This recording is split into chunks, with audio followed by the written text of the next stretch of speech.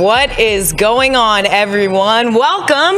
Okay, I feel like we should congratulate each other for being here in another year for the Boston Celtics. We got Mark D'Amico here, Caleb Burton, Drew Carter, all with you on Media Day. That's right. This is going to be really fun because it's going to be interesting. Guys, it's a new year. It's going to be interesting. It's a new year, new season. It's always a new year, but this one's like a really, really new year. A lot of new faces that we're going to meet. We're going to have a number, if not all, of the players making their way here to our table. We're going to get them all. And just chat with them. We're going to talk to Brad Stevens. We're going to talk to head coach Joe Mazzulla. But let me just get the vibes, Drew. How are we feeling being here with arguably a whole new group? By the way, first time appearance for Drew Carter on the Media Day Speaking show. of new faces, I mean, a lot of stuff is different around here. We really here, downgraded from Eddie House. Correct. That is a fact. We miss you, Eddie. We'll be here. I haven't won any championships in the NBA.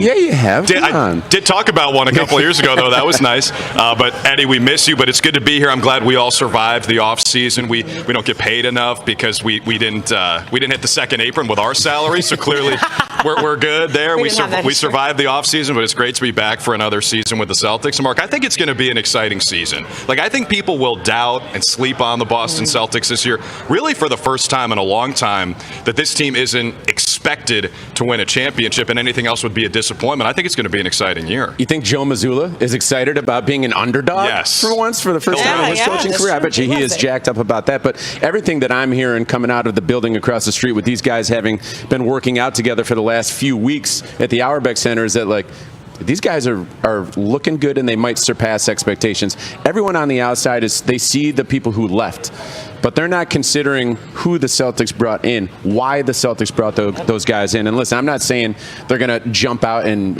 win the #1 seed in the Eastern Conference after having who knows? Why not? Brad Stevens says he never puts a ceiling on a team, but I think the team's going to be much more competitive than a lot of people on the outside have thought. It's really neat too because we're seeing some of these new faces literally right behind us. They'll make their way here in just a moment. But Drew, to go from 2 years ago championship season and then all the in season towards the end of the playoffs seeing Jason Tatum getting injured and now having to kind of revamp this whole roster, but seeing JT making his way back onto the court. Of course, we're going to talk a lot about Jason as well, but how impactful this has been by kind of sending away guys like Drew Holiday, KP, Luke Cornett, now Al Signs with Golden State. But getting to know these new faces, what's that like for you, for Boston fans? Because I bet there are a bunch of you being like, ooh, I want to meet this new team. Yeah, I think that's why today's a really exciting day, because we get a chance to, get to know these people who you might Google them, you might see a picture, you might draft them on your fantasy team, but you don't actually get a chance to know them until they show up here and we get a chance to sit down and talk with them. And, it's the first time in my life that I've actually understood one of these cliches, which is that professional sports is a business and, people come and they go and, you have relationships and then all of a sudden that person is on another team. Traveling with this team for the last 2 years, I'm starting to understand that because I'm just going to be honest. I'll miss Drew, I'll miss KP, I'll miss Luke, but it's also really exciting to have a chance to get to know these new guys who are coming in. I think they'll have a chance to play a role, Mark, that maybe they haven't before in their NBA career, and that's going to give them an opportunity to really break out. Yeah, I can't wait to talk to the guys about that today. Guys like Luka Garza, right? Josh Minott. These guys were brought in by Brad Stevens, and Brad Stevens thinks that these guys can play more significant roles than they have so far in their careers. So it's going to be great to hear their perspective on what the conversations were over the summer of, like, why does Brad want to bring me in here? Why does Joe want to bring me in here? How do these guys envision using me? Now we get to finally find that out. But I think you hit the nail on the head at the start, just saying, like, today's the first day, right? Like, and all season long with NBC Sports Boston, with us on Celtics.com, we're going to be able to learn these guys and introduce them to you, all new players. We haven't had this in a couple seasons, right? With new faces. Have you guys met any of these guys? Like some of the new players? It's today. I don't think so. Yeah. It's today. I'm looking around here. It is nice. We'll meet them while you meet them. We're all seriously, we are all meeting these new guys sometime for the first time. It's nice to hear a basketball bouncing. Yes. I miss that sound. It's like the greatest sound on the planet, aside from a swish. Who are you most looking forward to meeting? Well, we were just talking about this before we started. I'm interested to meet Amari Williams because I want to hear how thick that accent is in person. He's from England, folks. Nottingham. No, I'm saying the T. I'm not even going to try to do it. We need to ask him how exactly to pronounce his hometown. Plus, we've got Hugo Gonzalez this year. I want to make sure that he doesn't want us to pronounce the H. I think that's the correct way to say it. Most important for you. Yeah, I know exactly. So I'm going to be saying it a lot this season, I think. But also, speaking of Hugo Gonzalez, talking to him about basketball in Spain, and there used to be a bunch of NBA players from Spain, and now there aren't that many. I want to get his thoughts on that, and obviously just joining this organization where it must be a little intimidating, right, to be a rookie or anyone who's joining this team for the first time to put that green jersey on. And you know what? You just reminded me too of the guy who's standing to the right of us. We'll talk to him, and that's Baylor Scheierman. Just from what he was able to do in his rookie year, and then to take that leap in the minutes that he was able to capitalize off of them. I just think that sets the tone for some of these new guys to say, hey, if you're coming from the G League, if you're a two-way player, whatever the case scenario is, Mark, that they can take advantage of the time when they get out there and when their minutes are allowed. And we saw Baylor do that this past season. That was like 5 or 6 months ago, right? Some people might not remember those minutes that he brought to the table. The kiss to the fans? Yeah, they might only remember the summer league, right? Yeah. But you make a really good point that that April time frame, March, April, was kind of like September call-up time in baseball, where you get to see some of those young guys playing a little bit more. And here we go. Our first starting guest. right off the bat. Let's do it. Hey, why not Minott, baby? For our first guest, why not? What's going on, Josh? What's going on? How you doing? Tired, though. Tired already? Okay. You're just starting. Don't worry, we have enough juice to kind of get the energy up. First of all, hi, I'm Kayla. So nice to meet you. Nice to meet you, man. Mark. I'm Drew. You got Drew down there. Good to meet you, man. Good thing you got a long We just told all the fans we're going to be meeting you while they're meeting you today. So welcome aboard. How's it been so far? I love it, man. I love the city. I love the environment. Great group of guys. Great staff. Just seems perfect. What have you been up to in Boston so far? You got any favorite restaurants or place to hang out? Some Italian spots. A lot of them like scattered around, like North End, stuff like that. There's a lot of places out here.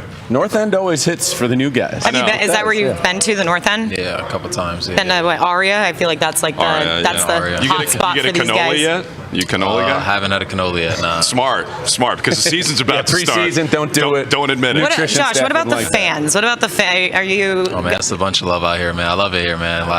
It's just... From the moment I got here, everybody's just showed me, so much love. I mean, I'm just blessed to be able to be here. I love that.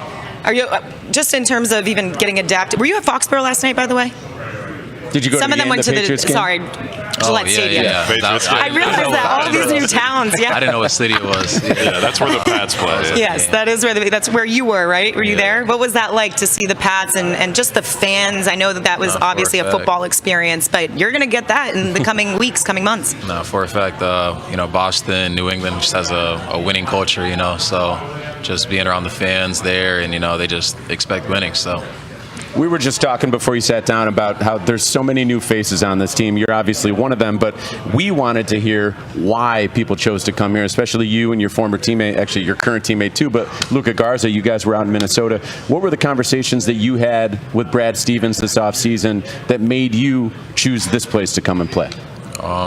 Just opportunity. I just wanted a place where I'd have the opportunity to help impact winning, and we're expecting big things this year, and I want to be a part of it. What did he say to you when he was kind of recruiting you to come over here? It's kind of like it could be a good opportunity for you, and I agreed. He tells the truth. Yeah, for Celtics fans who maybe haven't seen you play a whole lot, what should they be expecting when you're on the floor? Just energy, just the will to win. I feel like it starts with that. I feel like after that, it's just, and I say that's kind of like the foundation, just energy, defense. Yeah. You're speaking Boston's language right now. That's how you get the fans to fall in we do love have with you. to. We had a little debate before you got here. We're going. We're going to talk about this. You got a nickname. Oh Lord. Can you let the people know the nickname? Let's just start there. What's your nickname? What do you think it is? I know exactly what it is. The lawnmower. Is that right? That's what they call So can you tell everyone who may not know why you are nicknamed that? So my rookie year, summer league, after one game, just had a bunch of energy, of just high off life, and good way to be. Kind of told myself, or kind of explained my process of my energy. I described myself as a lawnmower, and basically once I get going, I just You know. I love it. So here, I want you to throw in your debate. Okay. So go for it. Drew has an issue with Okay, I need you to stand your ground, okay? This we is love like nicknames debate here. table. We love nicknames. So this is important because we want something that's going to stick. I got to say, man, I've never seen a lawnmower that never stops. You got to put gas in that thing. You got to have someone holding hold it the down. handle. Yeah. So maybe we could do better than that. Like, look, if you got any ideas, I'm all there. he's the guy. We'll draft some throughout the season. Once we see you play, we'll come up with something. For now, though, like, why not Minott is pretty good. I like we're not. Okay, you like that? Especially because it helps people to remember how to pronounce it. So Bang. Why not Minott? You just started something. No, I didn't start that. He started it. He did. What's the worst pronunciation you've heard of your name? I've heard like Minott. Minott, like a Y? Yeah, with like the squiggly on the end. They put, like a Y. Minott. And like, silent T's and all that. They think it's like French. Yeah. Minott. I'm trying to think. Did you get like minute, Minott? Minute a lot. Minute. Yeah. If you're saying minute, that's like a education even 101. trying at that point. There's an English problem there for spelling. Listen, I guarantee you that I've gotten the worst pronunciations of our last name. That's true, table, yeah. Okay. My last name's D'Amico, and oh man, Tiamaco. I've heard everything. Hey, let me ask you this, Josh. What's your impressions of Joe and just your relationship early on right now? I mean, he's a great dude, man. Really believes in his players. He's like really personable. It's been really easy to talk to him. He's real open about what he expects from people. He has no problem stepping on toes. I mean, I love it. Really? Anything surprised you early on from Joe? Like his like character, his mannerisms? Personality. It's just like he's funny at times, and he's never trying to be, but just a great dude, man. No, it's really someone that makes you he's inspiring. Someone you really want to play hard for. He is at his core a relationship builder. He loves to build relationships. He comes down to the downtown office, builds relationships with all the Celtics employees throughout the year. What have you experienced from that perspective of really getting to know him since you did sign here? I mean, I feel like you said it best. He's someone that really does care about his relationship with people from top to bottom. No matter what your role with the organization is, from the chefs to the janitors. I mean, he's someone that everyone has that same level of respect from him, and that's something I feel like everybody should have in their life. So I kind of like to consider myself the same way. I mean, I try and respect everybody from top to bottom, no matter what your profession is, your beliefs, anything. So you're gonna fit in great. Real quick, anything that the fan base may not know about you that you haven't shared that you may want to get out there, family-wise, personality-wise? I really like amusement parks. Cool. Wow, okay. I've already been to Six Flags here. Okay. Yeah, I didn't know you guys had it until I got here. So once I found out, I was there that weekend. Okay. Way to go. You're not messing around. No, you really do enjoy it. Orlando, Do you have a favorite ride? Probably the Velocicoaster in Orlando. Oh, yeah, that's an intense one.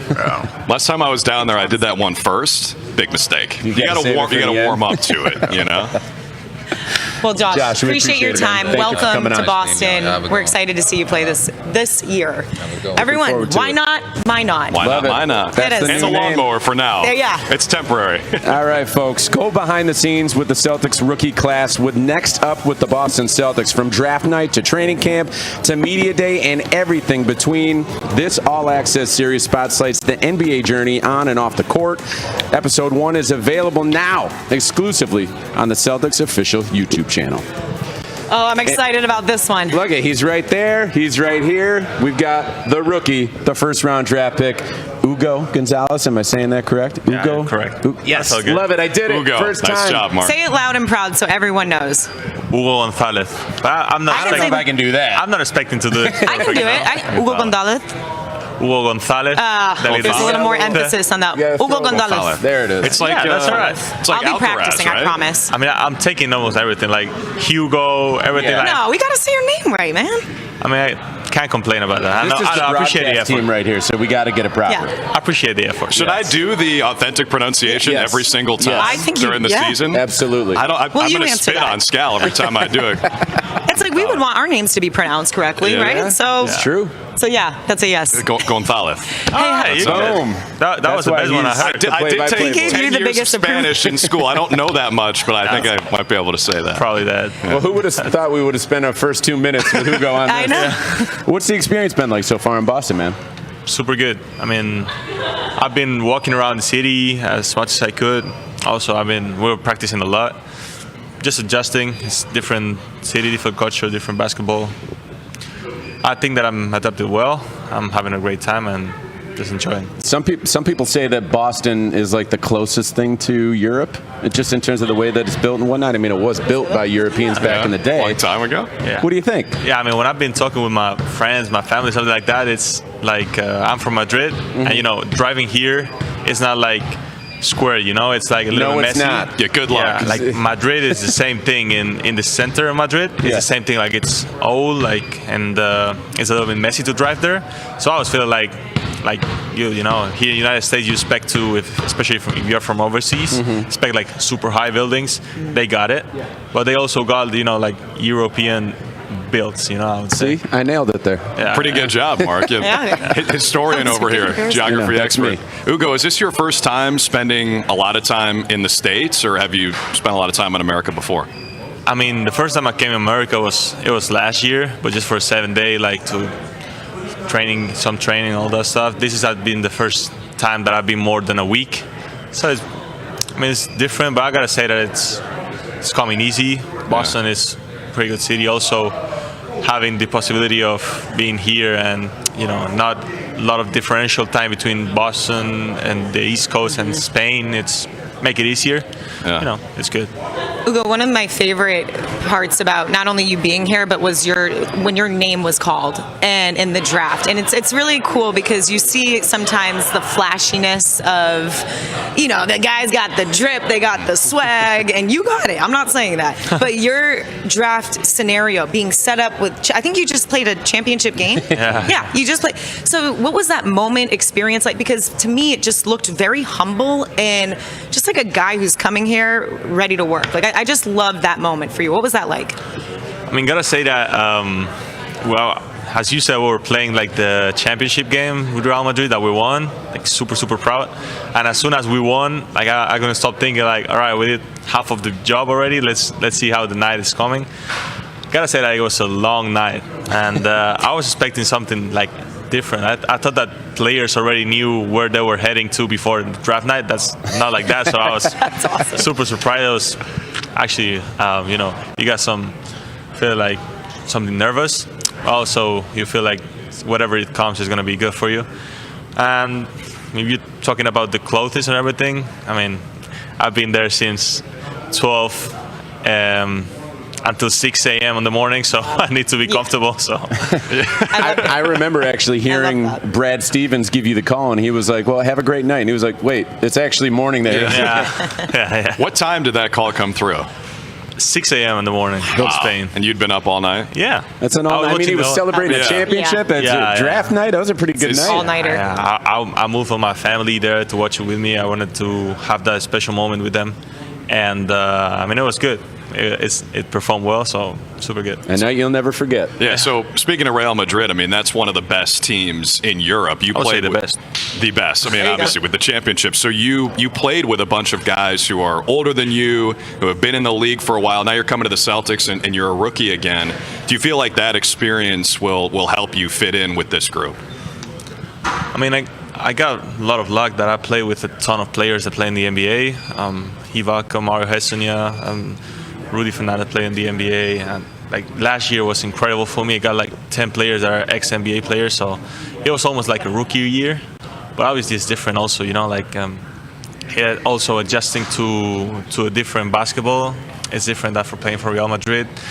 But I think that playing some my advantage to have played with NBA caliber players, like NBA level, most of them, and having that like transition pre-step to the NBA was good for me. Where is that confidence level for you? Because transitioning to the NBA is a big deal, having it being your rookie year. But as you just attested to, playing against guys who have been of all different ages and experiences, where does your confidence level, where is it at? And what do you want the fans to know about your game and what you feel most confident about in your game?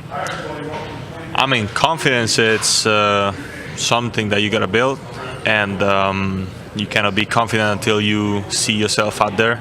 So I wouldn't say nothing special. Just what they can expect is that I'm a bit the guy that tries the harder.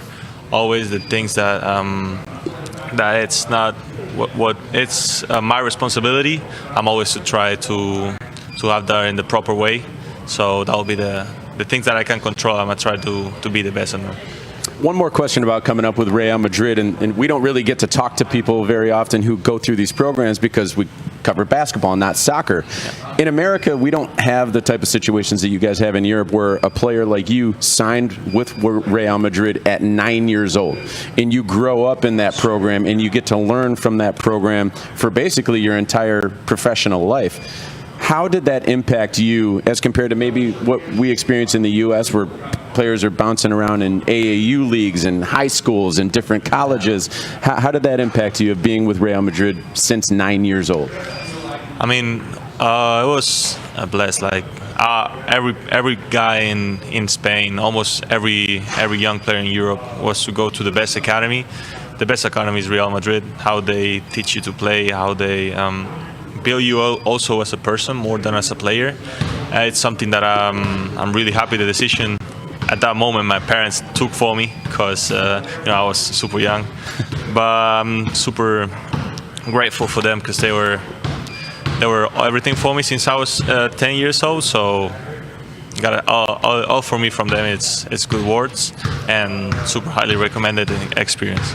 Will they be coming to some games? Huh? Will they be coming to some games? Hopefully, yeah. I mean, they got a busy season too, They got to win. It's true. That's true. Well, Hugo, before we let you go, how does that even work? How do you get recruited to a professional organization when you're 9 or 10 years old? I mean, I got to say that it's basically because of their super good scouting part. They can monitor when you're young. They monitor especially Spanish players, so I guess they go around the different the different courts in Spain. They watch kids that someone told them that he's good. Maybe you're interested in him, and they go around. They got big scouting since you're super young. They have built a lot of players that play a professional league. Also, they made the NBA, so they're doing a great job recruiting young players. They nailed it. Yeah, I mean, that's pretty impressive talent recognition. Yeah, 9 years old. Yeah. When I was 9 or 10 years old, they would not have recruited me. That is for sure. But now with the Celtics, I mean, a couple of guys who play your position, Jaylen Brown, Jason Tatum, two of the best on the planet. Have you gotten a chance to spend any time with those guys yet? And what are you hoping to learn from them? there with Jaylen yesterday. I mean, they are two examples of what a Celtics player might look like. And they always try to help the young players and try to lead with their own leadership, like be the example that you want to follow. So they're just the example for everybody, showing up, being respectful with everybody. I think that's the most important thing, and the thing that I got more value. I saw you were in Foxborough with the Patriots yesterday. What was that like? Did you have fun? I mean, I got fun, but I need someone to explain me the rules. First NFL game. That's true. That's true. That's what we call football here. Yeah. We'll explain them. It'll grow on you. It'll grow on you. Yeah, it was good. It was good though. Like you can see people running around, and then everyone's screaming. Sounds Boston. It's a great way Sounds to New England. People running around. You need to know the rules before you play a sport. That's kind of important. Yeah. Are you a Real Madrid soccer fan too? Yeah. So you have to be, probably. Yeah. Super proud. Do you get to know the guys on the soccer team? Like, are you working in the same facility? Same academy? Yeah. I mean, it's like super high level of like we got their own city named like Real Madrid City, where you got like 8 soccer pitch. Like we got the basketball, we got the also the women's soccer in the same building. U18 for football and basketball. Like it's big, called the Real Madrid City, which is super impressive, like amazing. You got a hospital inside the city for players. It's amazing. Sounds like a college campus, essentially. Yeah, that's great. Well, welcome to Celtics City now. There's this whole street over here with the practice facility and New Balance. Yeah. So are you walking to the cafeteria, you see Kylian Mbappe? I mean, you can see him, you can see everybody. I usually got more confidence with the guys that are on my age, because I was living with them in the residence of Real Madrid, so you know them closely. But yeah, you can meet almost anybody. Yeah. Go from him to Jason and Jaylen. That's a pretty good sports life. It's a good script. Hugo, we really appreciate your time. We're so excited that you're here, and I can't wait to hear you nail his name on every single. See, he's already got it. First and last name every time. Hugo Gonzalez, close out on Hugo it. Gonzalez. No, muy bien. Perfect. He's Very getting good. there. Very Okay. good. All Really right, good. Hugo, thank We you. appreciate Thanks, it, man. Hugo. Good luck this season. We're Gracias. looking forward to seeing you out there. Great luck. All right, meanwhile, you guys can check out the Celtics Talk podcast all throughout training camp for the latest news on the C's. All you have to do is go to the NBC Sports Boston YouTube page, or you can find the audio version. It's also on your favorite podcasting app. He was really cool. He's an to impressive guy. To just listen, to talk to. We're going to have more players come on in just a bit, but what were your impressions? I'm trying to whisper because he's like right there. I'm just trying so I to. don't want to be awkward, but it's all good things. Can you imagine being recruited at like That's crazy. 8 or 9?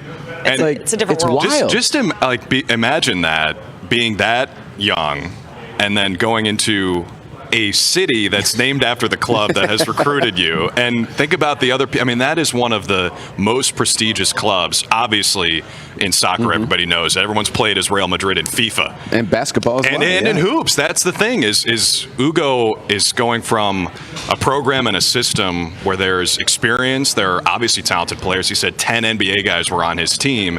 And so I think he's going to have no problem meshing with a team like the Celtics that has experienced players, that's won a lot before he got here. I think that'll be a natural transition for him. I think the fans are going to get up for him. I mean, No doubt. even just the little tape that I've been able to watch and searching his name and seeing some of these games, seeing him pick up guys full court. We know we see that with Effort. Jaylen Brown, but Yeah. just like the dog mentality to pick a guy up full court, we don't see a whole lot. It can waver in the NBA, but he does that from what I've seen pretty consistently, and that's what not- you want out of some of these like young guys. It's not only what you've seen, like that's what he does. Yeah. Like right after he got drafted, Brad Stevens said it, Mike Zarin said it, like that's what this guy's reputation is he's going to play his butt off 24/7 while he's on the court. He's like a lawnmower. He's- Once he gets going, he just doesn't stop. How do you say when lawnmower he sat in down, Spanish? I thought about it. I thought about it when I he gotta sat look down. The other interesting thing is I've been fortunate enough to go over to Spain, and the Celtics actually played against Real Madrid over there. So we're talking about the fans for him here. It's going to be pretty cool to watch how the fans over there get to become even bigger Celtics fans, because there are a lot of them over there. And I think I see Drew looking. Oh, yeah. Someone's He's sitting starstruck. down. Amari Williams. What's going on, man? What's Welcome going on, to the show. Amari? How's you doing? How you doing? We've got Kayla, another nice to meet international you. star here. I'm Drew. Nice to meet you, Amari. Welcome to We've got Boston. the international flavor coming right now. We just got off of Hugo Gonzalez. Yes. Was that pretty good? Was that You've been okay? working on Gonzalez? his pronunciation. Do you Yeah, know we're how to trying. say his name? Hugo Gonzalez. No, I think See, the- There's you a got little more work to do. emphasis. Yeah, I did. That's There's a little more Gonzalez. Yeah, we got to go with the full accent. we're- I can't do that. I won't put you on the spot. How you doing, man? I'm doing great. How are you? Good. Awesome. What are your impressions of Boston so far? New England. I mean, it's great. I was in Philadelphia for 4 years, so I feel like it's a little bit similar in a sense, but it's definitely a great city. So. First of all, don't compare us to Philly. How You dare just lost a few fans out there. Don't do that. Amari, go ahead, hold that mic a little bit closer to your mouth. Right we there. want to hear it because we were talking about this before. Yeah. How thick your accent is. You grew up in England. So when you came over, did you come over for college when you went to Yeah, Drexel I in did. Philly? Yeah. So what are your impressions of living in the States now that you've been here for a few years as opposed to living in England? It's a lot different. I don't really go home that often. I don't really have an accent anymore. I know. No, you don't. I was little gonna say bit. it's- So yeah, I lost it over the. It can years. it can The United slip States through a stole little it away. bit. Yeah, certain words I've got to I heard add. Some ones I don't, but it's definitely been great. It's a different experience, especially coming over at a young age and during the COVID pandemic, Yeah. which was a bit crazy. So it's definitely different, but I like it over here. So I know someone who does have the accent, and he's a former Celtic who you got to know pretty well this last year, Jamie Smith. Jamie Smith, He was here a long time ago on the video team, and now he's at Kentucky. I heard there was some story with Weetabix. Is that Weetabix, correct? Can you the tell cereal. us what the story was that happened there? yeah, I mean, he was with us throughout the whole year, and I don't really eat that much, but I was having like toast and stuff for breakfast, which I thought was fine, but obviously it wasn't. And it was during the NCAA tournament. Jamie and the coach Mark Pope just kind of asked me what I like for breakfast back home, and I said Weetabix is something I always ate growing up, and yeah, they just went out and got They it. delivered. What is that? Time out. Is that Hold like on. marble? What is it's a cereal. Weetabix? It's cereal, right? Yeah, it's like, Have you ever heard of No, Weetabix? I've never heard of Well, this. like that's oatmeal. because it's not a United States. I gotta be food. honest, Right. Amari. I've had British food. I'm You don't guessing like that's it? disgusting. Weetabix, whatever. Could you compare it to a U.S. cereal? Yeah, Is it I'd like say Captain it's Crunch? like Is- oatmeal. Okay. Because it's like It's I was like wrong. baby food in a Delicious. sense. It's something you give the kids when they're growing up, and it gives you a lot of energy. Yeah, it must throughout be the day, nutritious so, then. Yeah, it is. And it worked, right? You had a pretty good game Yeah, I after did. that, am I right? Yeah, I did. So, Weetamix. I guess. Weetamix. Yeah. Well, welcome to the NBA, and Thank you. congrats on making it. Appreciate it. Talking about your journey to get here, you started at Drexel, had an amazing career there, and then transferred to Kentucky. So you went from the UK, United Kingdom, to UK, University of Kentucky. Has anyone ever said Good that job, to you Drew. before? Wow. That's a pretty good pull. Yeah, you did a good job. Play-by-play. But why'd you make the decision to transfer in the first place, and then how'd you end up at Kentucky? I mean, I had a great 4 years at Drexel. You know, I love the coaching staff and my teammates, and I feel like that's why I ran the course that happened there. And then entering the transfer portal, I just knew that I had to go in a tougher conference and try and prove that I can do it at a different level. And you know, going through the portal, it was a lot back then. A lot of schools reached out, but I feel like Mark Pope and his staff had the best kind of playing style that helped me, and you know, it worked out for the better. And I had a great year there too. So. Speaking of playing style, how would you describe yours? I would say passing. I'm always looking for the open cutter, and you know, at Kentucky, I was fortunate to have a lot of guys around me who love to cut and love to shoot threes. So Oh, the Celtics do.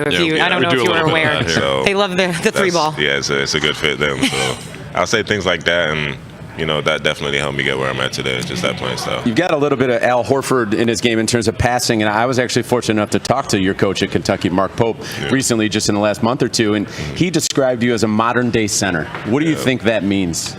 I would just say someone who doesn't always play back to the basket. You can put them in different scenarios in the pick and roll and still get something out of it. So I'll say a lot of things like that, and I feel like that's why he said that. He's a great guy. And Amari tied for listen, he was a center. Yeah. He tied for the team lead in assists last year with 115, which is just nuts in and of itself. But being as tall as you are, like a 7-footer, how does it help to be able to pass over the top? Because a point guard who's 6'2", 6'3", whatever, doesn't have that advantage. How does that impact your ability to pass and make plays?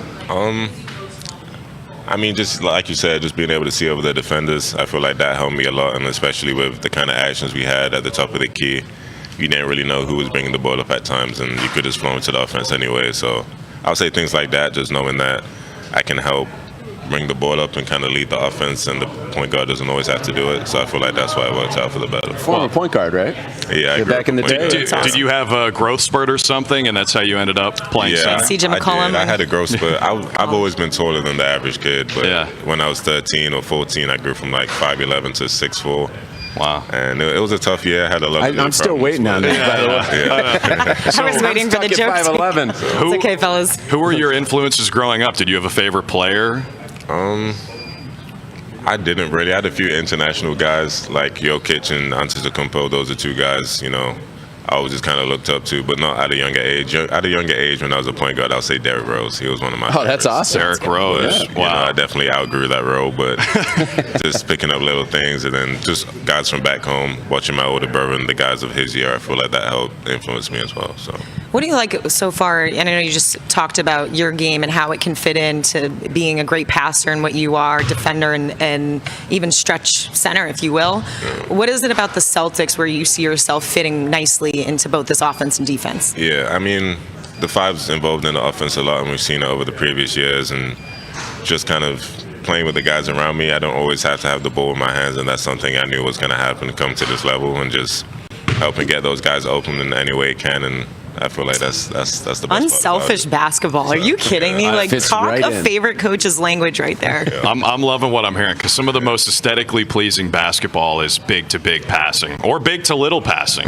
So we're excited to see you do that. Now, did you play any other sports growing up over in England? Are you Yeah, big I played soccer. Yeah. That was Shocking. my first love. Yeah. So, yeah. Who's your team? When did you stop? I stopped when I grew too tall, when I was about 12. Yeah. So valid. You'd be a good goalie, right? Nah, I can't. Who's your club? You got a favorite team? I would say Chelsea. Nottingham Forest in the Premier League now, so I feel like obliged to kind of support them, but I'll say Chelsea for sure.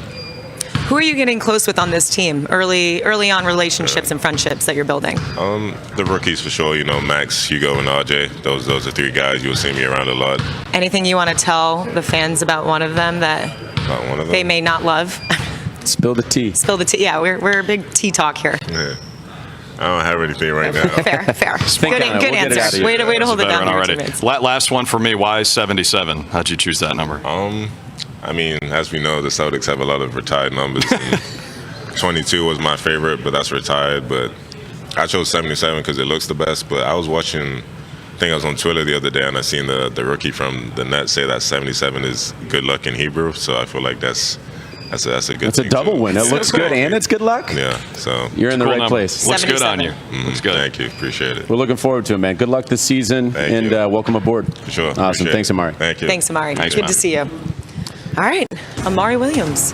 You got the Yeah, little, here we go. read here. And we're going to talk about some merch, and people can get a gigantic discount because C's fans, the season is here. Gear up with 20% off select items at Celtics.com/shop. All you got to do is use the code Celtics20 at checkout to rep your C's pride all season long. 20% off all day today. Let's It's go. funny Ooh, I like because that. he said he didn't have an accent or he doesn't have a thick accent, but I heard it. You can hear it a little bit. I think it was building as we It went was. on with the It's interview. just- it's not that noticeable. It's not in your face, but he does sound better than the rest. It's like when He does Boston sound folks more like mature. leave the Boston area. Like I lived in LA for 3 years and I was like, oh, that's wicked sick. And now I'm starting to not say wicked as often. But Why? It's just, oh, You're no, I'm back. trying to bring it back. Yeah, It's you just came that home. California life changed They a don't little. say that over there in LA? No, they're too cool. Yeah. Wicked's coming back. Wicked's We been don't here. talk about LA on this show. Yeah, okay? exactly. Sorry. Let's Excuse rid me, ourselves excuse of that. It is really cool though to think about the path that some of the guys on this team have taken. Like what he just talked about. I mean, growing up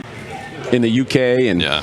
Not only does he grow up in the UK, but then he comes to Drexel, and then he has to transfer again to get to the other UK, as you put it, nice. Drew Carter. But it's so cool to see how many steps these guys have had to take to get to where they are right now. We've got a lot of international flair on this team. Yes. Max Scholga should be coming over later Yeah, as well. We hope so. Yeah, but these guys are also impressive, you know? I mean, Hugo Gonzalez, especially to me, is 19 years old still, and He's already a 10-year pro. yeah, exactly. Seriously. You can tell You can that, say this that. guy's been a pro Yeah. for a long time with how he conducts himself, and you know, Amari's another guy who I think will actually get a decent amount of run this year for the Celtics. You know, with a team with a front court that lost some pieces in the offseason, and we're kind of waiting to see who's going to step into that role. Maybe it is a rookie like Amari. That's been my biggest, I whisper this concern, is the front court because, you know, you send away and have to get under the tax and make the moves, like saying bye to Luke Cornett, bye to KP, now bye to Al.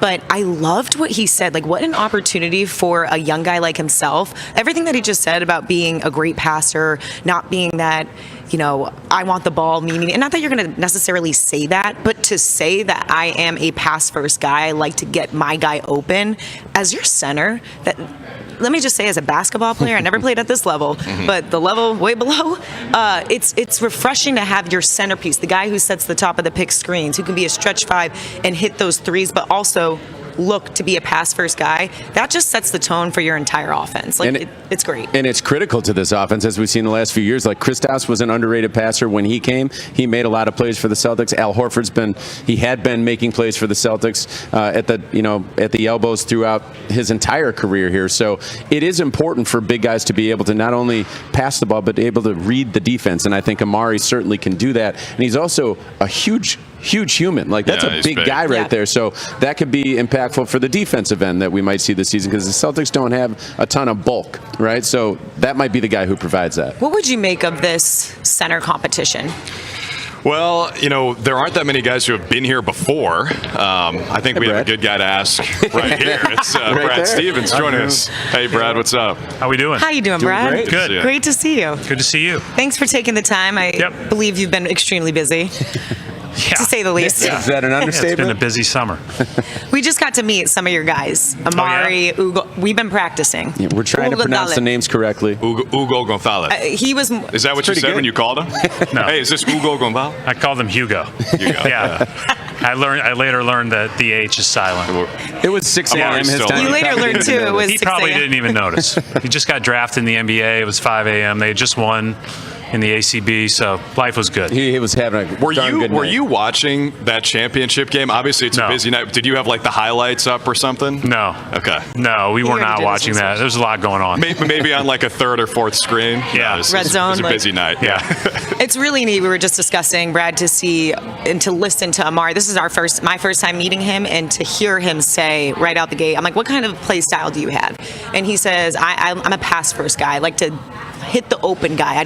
He goes, I don't need the ball that much in my hands. Just for him to have that humble approach. Like, what are you liking from some of these young guys, but Amari especially too, just his mentality going into his new year with you guys with that humility?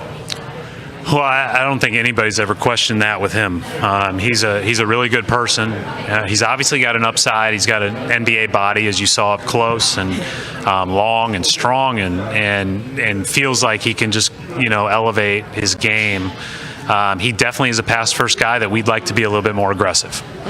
So I think that this is the one time where I'd love to see the humility, right? Get to the rim a little quicker, we'll backtrack and then finish a couple of those at the rim. But I love his vision is really what separated him in our eyes. When you're drafting in the bottom half of the second round, you're looking for people that have an upside, or maybe for whatever reason you feel like can really take that next step around your organization, around your program, or maybe there's something that gives you a way that you see them fitting in, and felt that with Amari. And the other thing about Amari is he's 22, but he's still pretty young in terms of the basketball development. He didn't grow up like Hugo did, from the time he was 11 years old at Real Madrid, right? And so it's we're really excited about his potential. Yeah, we were just talking with Hugo about being with Real Madrid at such a young age, and just the fact that they found him at that age is pretty amazing. At 9 years old? Yeah, but being in that system for so long, such an elite system, how do you see that manifest in him now that he's in the NBA?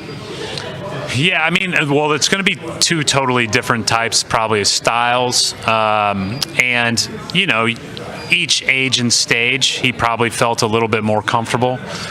When you're playing in the Espoirs, when you're playing with the younger division, you're a little bit more dominant, playing in your 18 and unders and in the international competition, and you look like one of the very best players. And then you're playing next to Hazonia and Lul and some of those guys, and you're just trying to survive. Mm-hmm. It's a different feeling. It's a different world. But the good news is he's had a little bit of a taste of both, and so as he comes here, he's humble enough to know that you have to be a part of a team and that it's hard, and he's ambitious enough that he's not scared, and he's ready to tackle all those challenges. But he's very young in this journey, and so my expectations aren't for him to go and be amazing from day one. It's just keep learning, keep growing, and keep using all those attributes that he brings to the table to become as good as he can be. We got to keep going down the list of the new guys on the team to ask you about. We haven't heard you publicly be able to say a whole lot about Anthony Simons yet. And obviously you guys go in and that you've probably got a deal Drew Holiday away this summer. I'm assuming there was more than one deal that was on the table around the NBA. What made Simons be the guy that you guys wanted to bring in here? Well, I think, as you've said, and I can't emphasize enough, it's super hard to, even when you have to trade Drew Holiday or Kristaps, right? Down the line. That's just hard to do. And so to be able to get a person like Anthony back that, has really good character. He's obviously a very good offensive player. He can score the ball. He can pass the ball. He sees things. He's still young. And we think there's some potential there to grow and be continue to kind of translate that, what he's been doing especially on the offensive end from Portland to Boston, and then, continue to grow as a defender. Brad, this is obviously a new year for everybody, from the players, from some of these new guys, young guys, but also for Joe Mazzulla. What advice are you giving him, or are you guys even discussing just handling a different approach without Jason Tatum maybe right out the gate in the mix? Yeah, I haven't talked to him a ton about, what to expect, because I don't know exactly how this will all look. But I do think that we've been really clear, from me to Joe to team, everybody in the organization, that, we're really excited about this season, and we're not going to put a ceiling on anybody. And I think I've seen an excitement and kind of pep in his step that maybe it's different than the last 2 years, but there is a lot of fun when you're talking about unproven on your roster and you're in coaching. I think that's a whole new challenge. It's a blast. You get to think about things differently. You're not as tied to certain lineups, or you're not as tied to certain ideas. You're a lot more, I'd say, flexible, because you can shift things around a lot more. I think one of the keys to this whole deal this year is he didn't have to change his staff. So we didn't have much movement on the coaching staff, which then he's not also coaching the coaches. A lot of time when you have coaching staff changes, you spend getting on the same page, getting on the same message. But when the staff came together, after our season, they said, okay, there's going to be some retooling this summer. We need to be flexible. We need to be on our toes. And when they got back in their meetings in early August, they were like, okay, this is the roster. This is what we need to do to maximize it. Kayla just asked me what I think the center rotation is going to look like. I got no idea. I mean, you probably have a much better idea than I do. So can you maybe share what you expect the front court to look like this season for the Celtics? Let it play out. Yeah. It's a beautiful part. That's what I just said. There's a little bit of unknown. Last year when we entered the season, Porzingis is starting, and if we're fully healthy, Al's probably off the bench. But if we're not, Al's starting right next to him. And you just don't know. You don't know with this front court. That'll be ironed out by them. Wait and find out. Another thing that we're going to have to wait and find out is what winds up happening with Jayson long term. And we're not going to ask you about timelines or anything like that. We know that that's a long ways away. You know what I'm going to say? Yeah. Yes, I probably do know what you. This is the same thing you said Put it last on week. repeat the whole year. Yeah, same thing you said last week. Play the I'm not tape. saying anything different. However, we saw the video that he put out, and I don't know about you guys, but my jaw dropped. I'm like, really? Like 4 months and a week and change after he had surgery? Has he been dropping your jaw as you've watched him progress through all of this throughout the summer? I don't know. The reason I say I don't know, I've been just he's been great with his rehab. He's been great with his consistency. He's worked his ass off. He's been in market the whole time. Mm-hmm. And that makes such a difference, right? He's not traveling all over the place. He just put his head down and went to work. I think there was a lot of emotions early on, and then it became a goal, and then it became a mission, and that's what he really focused on. Like the video, to me, I understand the way it would look to all of you, but I've watched every step. Mm-hmm. He kicked me off my treadmill like 3 weeks ago, and I was just like, Dude, this I have is 2 more minutes. This is mine, so you can have all the rest of the stuff in here, but this is the one that I use. But when Jason Tatum needed to use the treadmill, I had to get off and try the elliptical. So it was a bad. It's like a parking spot. You need it's like, would you get on the court so I can get my treadmill back? One last question. I tried to rush him after that point. So that was my timing.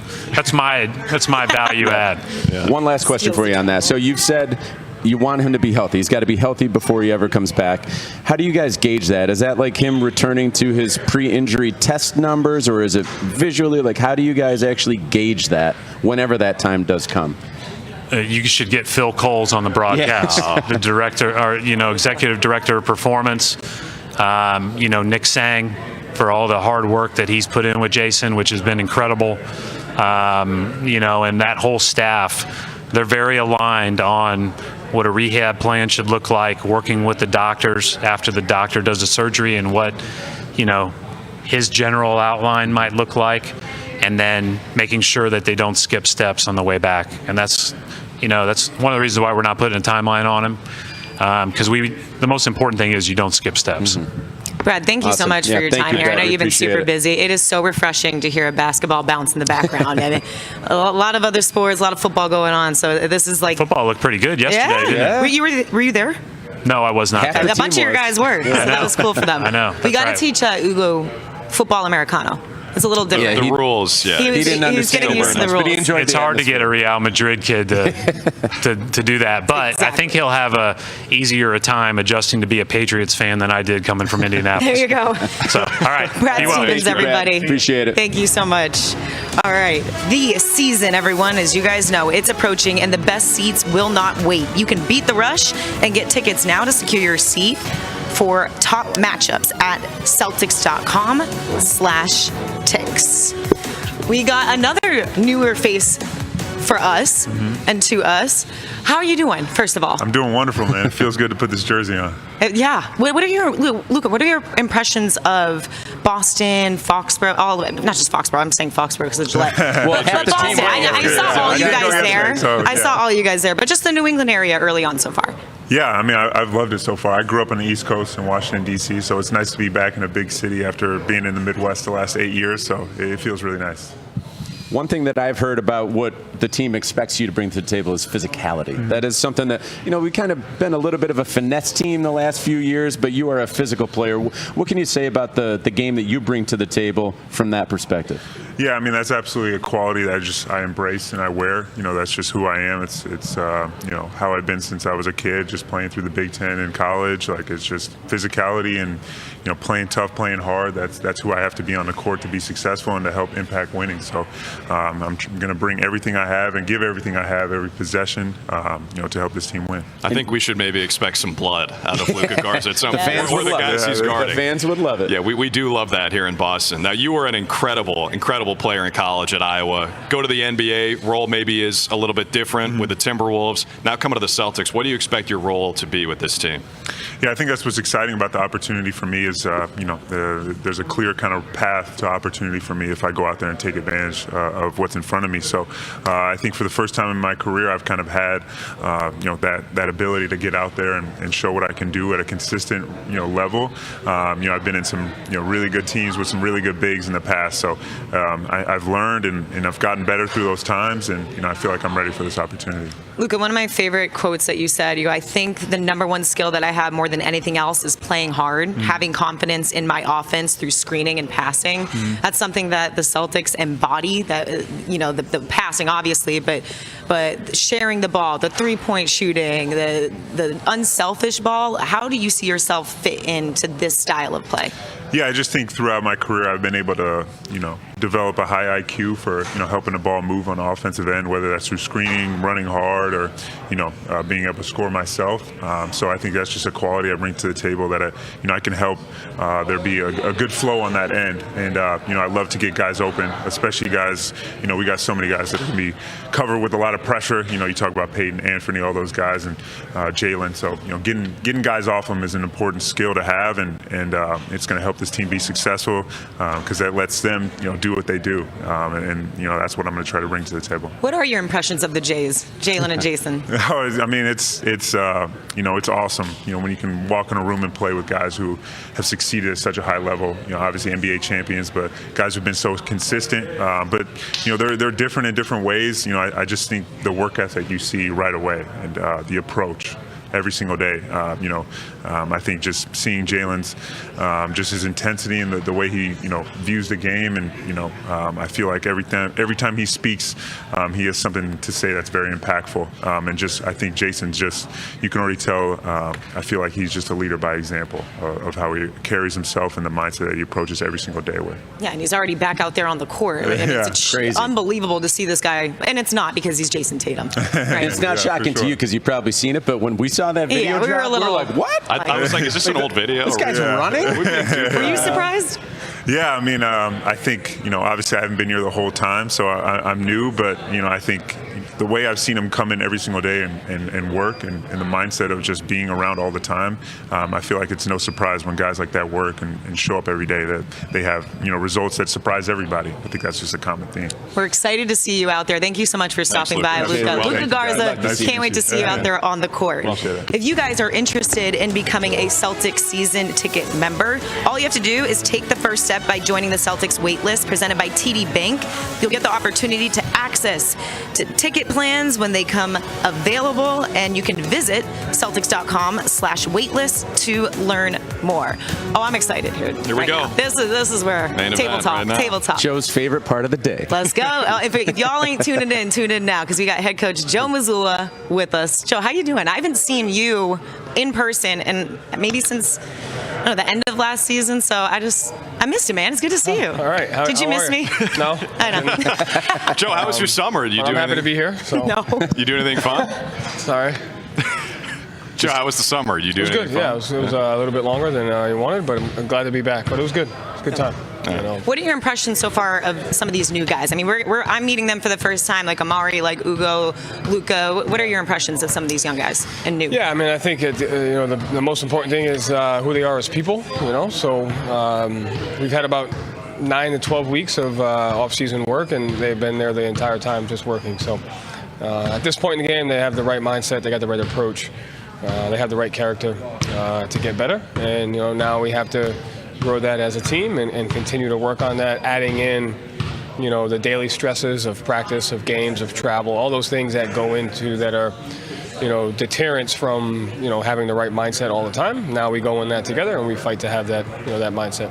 Another guy that's been putting in the work, and we just talked to Brad about it, but Jason, it's incredible when we saw the video drop the other day. I know you've been around it, you've probably seen his full progression, but to us it was shocking.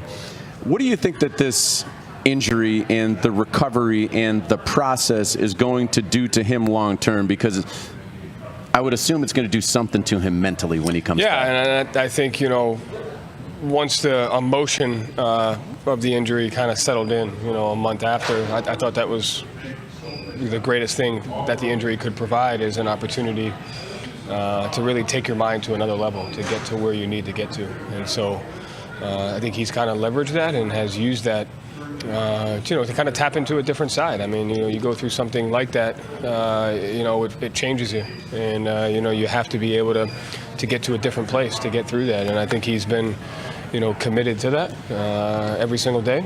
And I commend for the approach that he's taken towards it, of being in there every day, but also doing it in the facility. And everybody always talks about leadership, and people lead in different ways, and too many times people try to get people to lead in a way which isn't authentic to them. And everyone in our building leads a different way. He leads just by the way that he carries himself, his character, his consistency, and the professionalism. And to be here every day at a time where he didn't have to be says a lot about who he is, and that's his form of leadership. So he had to go to a dark place, and I'm glad he had to go there. Have you enjoyed some of those conversations with him about going to a dark place and coming back maybe a different person? That seems like something that you probably I mean, we've had a few of them. I didn't focus on that a lot. I kind of left him to his own space. I was really just kind of around him for support. I mean, he's got to go through that on his own, so I was really just there. But we had a couple of them, and at the end of the day, that's what this opportunity provides, is an opportunity to be able to do that, and I think it'll change him for the better, and I think everybody has gone through something like that. So I thought he's handled it great, and he's got to continue to do so until he gets a full recovery, Brad has been talking about, I asked him about how you will approach this season. Obviously, he can't speak on behalf of you, but just the mentality going into this year without Jason to start off early on. How are you approaching it? Where's your mentality with it? Yeah. I mean, I think every year you have certain things that you want to focus on. And to me, at the end of the day, it's leveraging the strengths and the opportunity that your roster provides. And also you have to take a look at where the league is. I think the league is constantly changing. And so you have to look at both things and say, where in the environment do we have to, try and stay ahead? Where do we have to catch up? Where do we have to innovate? And then what do we have on our team that we could leverage to be our strengths? And you do that each and every year. And then you also try to maintain the consistencies of playing Celtic basketball, right? And what that tries to look like each and every single night. So you should have things that you go after regardless of who's on your team. And then depending upon what team you have, you should capitalize on those strengths, and then you also have to be aware of what's going on around the league and stay up on those as well. So just kind of taking all three of those into it and kind of going from there. We haven't brought up Payton Pritchard yet and talked about him on this show, and obviously we're going to continue to talk about him. I want to know from you, where do you see his role evolve going from last year to this year? Personally, I love seeing a guy like a spark off the bench that he brings, but at the same time, I'm like, hey, maybe this is an opportunity to become a starter. How do you see his role go from last year to this year? That's a very indirect way of trying to ask a question everybody wants to know. Is he going to start? Is he going to start? That's very creative. How long did it take you to come up with that one? About 4 seconds? Yeah, I mean, if you take a look at Payton's game, I think he's done a tremendous job of kind of adding something to his game every single year, right? And I think when he first got in the league, everyone knew he could score. And then it was his off-ball scoring, and then it was his defense, and it was his rebounding, and it was just ability to impact the game in different ways. And, he has an innate work ethic to just want to get better. And so the expectation for him is that he's just going to get better and better regardless. And then every night is different. I mean, every game is different. Every matchup is different. So what is needed for that game may change on a night-to-night basis. The non-negotiables are the effort and the mindset which guys like him bring every single night. And then it may call for something different. It may call for more scoring. It may call for more facilitating. It may call for more defense. I think he's really grown at just having the open-mindedness of whatever the game needs, I'm going to give, and I'm going to put our team in a position to be successful.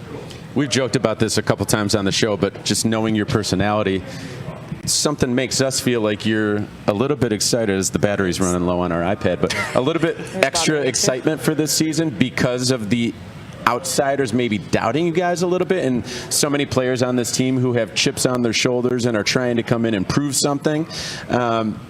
What is your level of excitement, and what is it about this season that gets you a little bit revved up? So, I think that's one. To me, no one should have higher, expectations and a standard that you should have for yourself. Right? And that's not just in sports. I think it's in your life, your family, or your household. So, it's very easy to constantly come in on a year-to-year basis and say, okay, what are your expectations this year? But that's not really how you go about looking at things. And so, there has to be a long-term intrinsic expectation for yourself. And if that doesn't exceed the strangers in the world, then you're not going to get to where you want to get to over the course of it. Now, there are times to use short-term extrinsic motivation, in certain points, and so you're aware of that. But at the end of the day, nothing should change. We've won 2 championships since '86. So clearly, just winning isn't a measurement of success over the course of a long time. And so, to me, it's the culture, it's the system, it's the intrinsic expectation that you build within yourself as a person, and with self as your locker room, and with self as a team. And then you maximize the roster to be the best. And so, to me, the question's never going to change. We're always going to put ourselves in position to be in the process of what it is to win a championship, but going about it through a process, right? Can we be the best on both ends of the floor? Can we maximize our roster? Can we maximize our mindset? And then after that, you can't really control it. And so we just have to keep your level of intrinsic motivation higher than the people that you've never met before in your life. That's something to keep in mind for all of us, not just basketball players. Imagine waking up one day and be like, man, I got to live up to what someone else said about me. This expectation, yeah. People live like that. It's not fun. I couldn't imagine that. So Jaylen Brown is also coming back from an injury. Seems like he's going to be ready to go. How has he looked, and how do you? Yeah, he's looked great. He's looked great, and again, he's a guy that leads in a different way, right? And his way of leadership is just like that, the intensity that he brings on a daily basis, and he's much healthier, obviously, coming off of last year. But I think he's in a great place mentally, as being, ready for the opportunity that he has. And I think when you see him, you'll see just a well-rounded, player. I think sometimes, he just does what's needed to be done on that game, and then there's times where he's able to do, a little bit of everything. And so he's another guy where it's like, what gives us the best chance to win tonight? I'll do it. And so I'm really looking forward to just kind of, where he's at. Based on how hard he's worked this summer, I'm really looking forward to kind of, the start that he gets off for us. Luke Cornett was kind of the spunky, fun character guy of last year's team. Who is going to, in your eyes, emerge as not Luke, but the character guy? Yeah, I'm sure D. White's up there. I'm sure Luke is up there. I'm sure Baylor's up there. I'm sure we got a couple guys that'll be able to do it. But you're right. I think Luke is a guy that was here for a long time, and so it's a balance of relying on the people around you that have been here for a while, those personalities, but then welcoming new personalities. We got a lot of guys that have fresh, new, young personalities, and so you want to leverage those. You want those to be a strength of your team, and you just have to give them the space to be able to do that. How do you go about learning those new guys' personalities and establishing relationships? Josh Minott was here, one of our first guests today, and he was like, Joe is different. He really wants to get to know me as a person. How do you go about establishing those relationships? Yeah, I think you're just very open, authentic, honest. Everybody has a different way into it. Chris, got baptized last weekend, and I thought it was important for some of the staff to be there for stuff like that because, that's a huge step in someone's life. And, we're going to be together for the next 9 months together. So being a part of stuff like that is important. It's finding the one or two things that people really care about and taking just as much of an interest in those things and then working together, and at the same time, you got to be honest. That's also important. So it's much harder to build relationships as the season gets on. That's a point of emphasis for us. We've got to continue to do that. It's easy to do it in the offseason. We got to fight to do it during the season as well. Was it just you who went to the baptism or Me a and bunch of guys? Who? Emil. Oh, okay. Yeah. Okay. That was big. That's pretty cool. That's pretty cool. Yeah. I'm sure he appreciated that. Yeah. What about Nimi? Just what he's been able to do in Portugal in the summer. I mean, I just feel like watching him from afar, the confidence, seeing him, the numbers playing overseas and stacking those up. What are your impressions of him? Yeah, I mean, I don't even think it's about so much as Eurobasket as what he's done up into these 3 years or so that he's been with us, right? And to me, he's earned this opportunity. He's earned the situation that he's in right now. And he's played in Maine, and he's developed in Maine. He's won games for us in the past. He's made big-time plays for us. He's been a part of big stretches of games for us. And now you have the opportunity to do it every single night, right? And I think that's the transition that, the development and your staff and the G League, all that stuff is set up to when it's time for guys to have to deliver every night. They have the foundation to do that. And so he's earned the opportunity to deliver every night. And, we believe that he can. He's got the right mindset and the right preparation to do so. That's something that I feel like the media doesn't take into consideration sometimes with some moves that happen around teams. Is like, you guys have more information than anyone of what a player can bring to the table. And obviously, you guys trust in Neemias Queta to be a key role player in the front court this year. How good do you think that he can be, not just this season, but like long term? Where can he get to? Yeah, I mean, again, you can only go off of really the mindset and the work ethic that he puts in, and he does those two things. And in moments, he's delivered for us. He's been a trusted guy for us when guys have been out. He's been a trusted for us on particular matchups. So it's just transitioning from doing that, on a every other night basis to now can you do it every night? And that's what the culture and the locker room and all those things are for, is to put guys, in position to be able to do that. Joe, even though the roster looks a little different this year, you do have continuity on the coaching staff.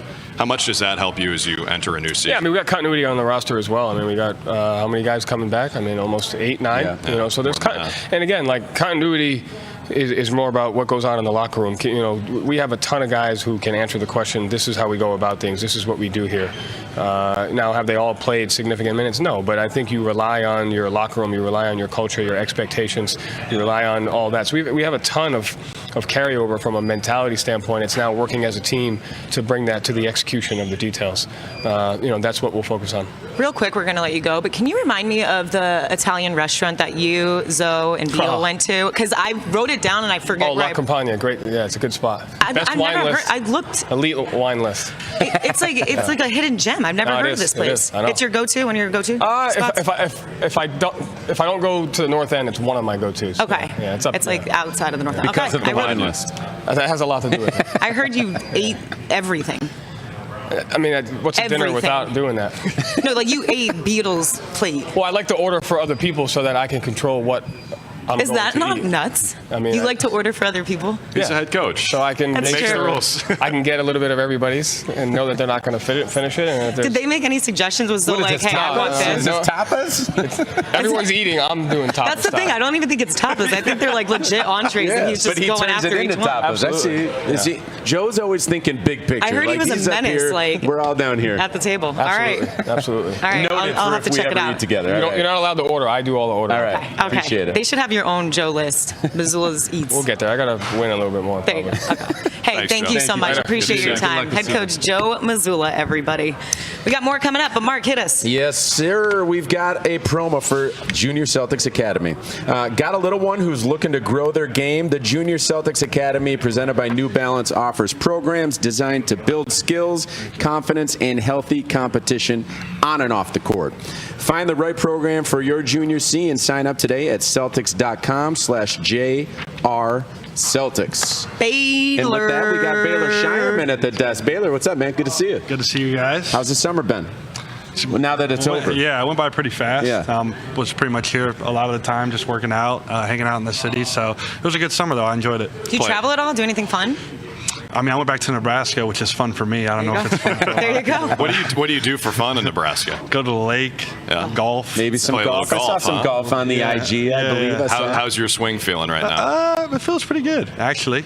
I didn't play as much as I'd like to this summer, but it still felt pretty good. I mean, I was out there at the Payton Pritchard. Yes.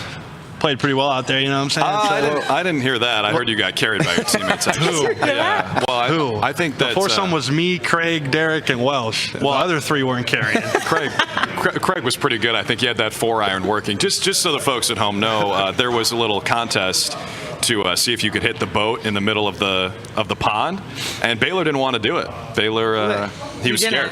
He was scared. I'm more of a real golfer, you know. I don't take little games. Yeah, little games. So you didn't even take a swing?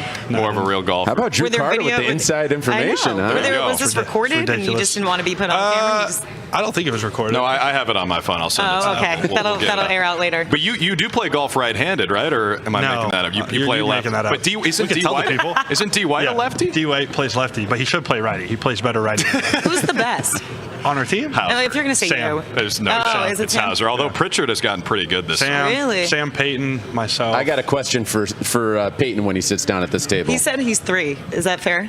You're third on the team, you think? He said Sam, Payton, myself. Yeah, Sam, Payton, myself. I don't know. I'm trying to think who else. JT plays a lot, right? Yeah. Wow. Whoa. The look says it Can all. we get a one shot? Do it again. He said. That was dismissive. It's all for That's looks. my guy, but I'm not saying that. I'm just saying I played golf in high school, so I got a little, you know. Yeah. No, it's a nice swing. It's impressive, and you had a nice rookie year as well. As you go into, let's get back to basketball here. As you get into year 2, Baylor. I mean, how does your NBA life look different as opposed to your rookie year? I think you kind of just know what to expect. I think obviously rookie year is a lot of obviously learning, and I'm still learning, but just feel a lot more comfortable with obviously the coaches and what we're trying to do, and just super confident in the summer I had, and just the way I can just impact the game in different areas, and just looking forward to kind of getting maybe a little bit more of an opportunity this year to do that. Was there a certain moment where that confidence just clicked? Like I just seeing you evolve, and then the kiss to the fans, like you just felt like you were in control. You were being you. Yeah. Did that click at one certain point? I think probably just throughout the year in general, but then obviously the Philly game where I kind of had obviously probably my best game up to that point, and once that game kind of happened, it kind of just the floodgates kind of opened, and was kind of just obviously knew that I belonged and that I could play, and kind of you saw it in just the way I played and kind of just the swagger I had on the court.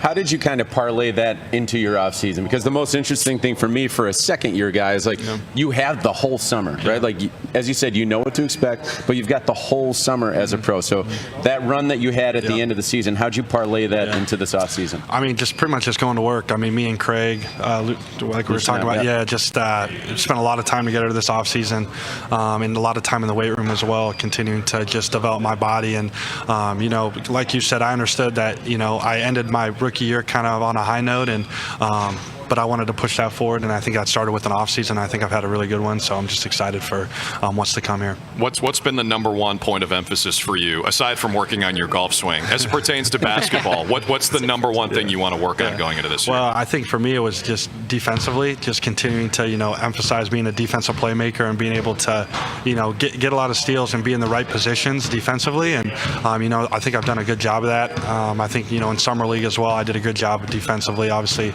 got a lot of steals, so that's just something that I've really worked on.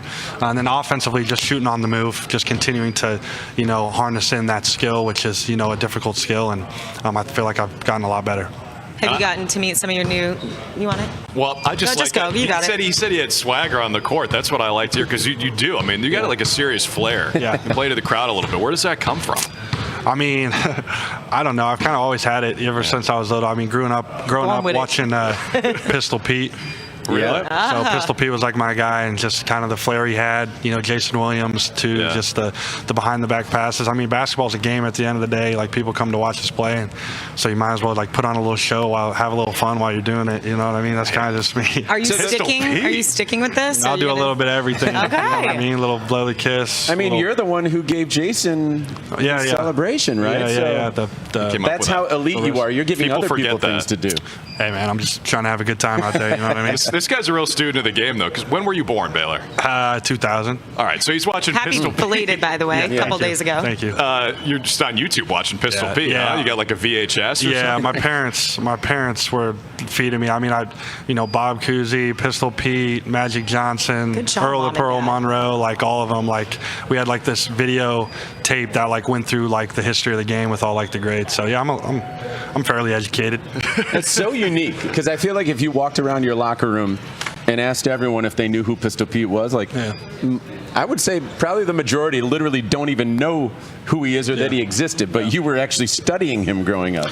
Yeah, I mean, he's one of the greats, and you know, just the way he played. He's still, you know, he averaged 40 points in college or something like that. Like he was ridiculous. So, just inspiration from him, I guess. We should try that with everyone who sits down here. First question: do you know? Have you heard of Pistol Pete? Say Pete Maravich, because they won't even know Pete that. Maravich, No Pistol Pete. We just say Pete Maravich, and everyone's like, "What are you talking about?" Oh, God. Have you gotten to know some of these new guys? I think, you know, they spent a lot of time here with us as well, working out, and so we've kind of got to spend some time together. All are great dudes. Enjoy being around them. It's a lot of fun getting to know them, and obviously just looking forward to continuing to build that relationship as time goes on. I'm looking forward to seeing what the new celebration is going to be. So, hey, I appreciate you stopping by. Celebrations. It's in the moment. Could be a little this, a little swaggy. It's in the moment. Maybe just a little touchdown. I mean, Dougie. Football player. Yeah, there you go. Have you done that yet? Dougie. You haven't done that. Haven't We haven't seen that. No, I haven't hit the football. Okay, I got to throw a look long at you court pass spitting out first. recommendations. Yeah, Right? Why not? Now we got this. I want to see the Dougie though, Baylor. Can you? Do you have time We'll to see. Dougie on the court after 3? Sad. Depends. They call a let's timeout or something. We're drafting Joe, as we go. Joe probably wouldn't like that very much, actually. Maybe in a timeout. But we can't wait to watch it, Baylor. Thanks for coming on. Yeah, thanks for coming by, man. Good to see you. Thank you, guys. All right, everybody, looking for ways to stay in the game and boost your fandom? Sign up to receive text messages from the Boston Celtics and be the first to know about the new offers, the content, sweepstakes, and more. You can visit Celtics.com/text to opt in. Be like Jaylen. Be on your Be phone. like Jaylen. Fresh that cut. Celtics, yeah. About to come in here in a second. Looks He's like still taking looks some like flicks. he was kind of texting and driving there, though. The walk-in text, you know. Multitasking. I don't know. He's Sometimes doing it right now. The spin. First of all, have you guys ever? I mean, it's really hard. He's a pro, so Yeah, I can't say this. But have you really tried to spin the ball for can't like do a it. solid 10 to 15 seconds? It's not light work. I mean, you're a hooper, so you should be able to do it. I can do it long enough to take the flick. I'm like, get me now, but then it falls. I can't. Well, do there it was a video on social media. People from Team USA couldn't do it. Like, I think Steph Curry struggled. It's harder Yeah, than I you do think. remember that. Why don't we just have Jaylen. the guy right here? What's up, brother? What's up, Jaylen? Oh, good to see you. Good to see you, man. Fantastic. You got We were double just- mics. Yeah. Mic'd up twice. Yeah, can you explain? Streaming live on Twitch right now. Yeah. Oh, are you really? So where's the Wow. Twitch crew? Right here? They're right there. What's up, What's up, Twitch? Drew? What's up, Twitch? This is my first Twitch debut. You're heavy It's on my the stream Twitch game debut. now, huh? I just You're got going into all it. in. I'm in. It's like you tested it with a couple of the guys, and now you're like, I got to do my own thing. Exactly. I gave the media a fair chance now. You're just doing it yourself. State your source. Kai Cenat, we're coming for you. Yeah. We're going to catch you on that leaderboard right now. What do you do on Twitch? You like super like something and you can donate money? How does that work? I sound so old. I guess Yeah, you you can do do. that. You do, and You you're do. young. Super likes. What is it? A super like that you can do on Twitch? Subscribe, I think. Subscribe. Subscribe. You can subscribe. Tune in. But I think you're thinking I about plan on something doing a else. bunch of giveaways, just to all the people, all the supporters and stuff like that, doing a bunch of giveaways. But it's just an avenue to be able to, address things or talk to your fan base directly.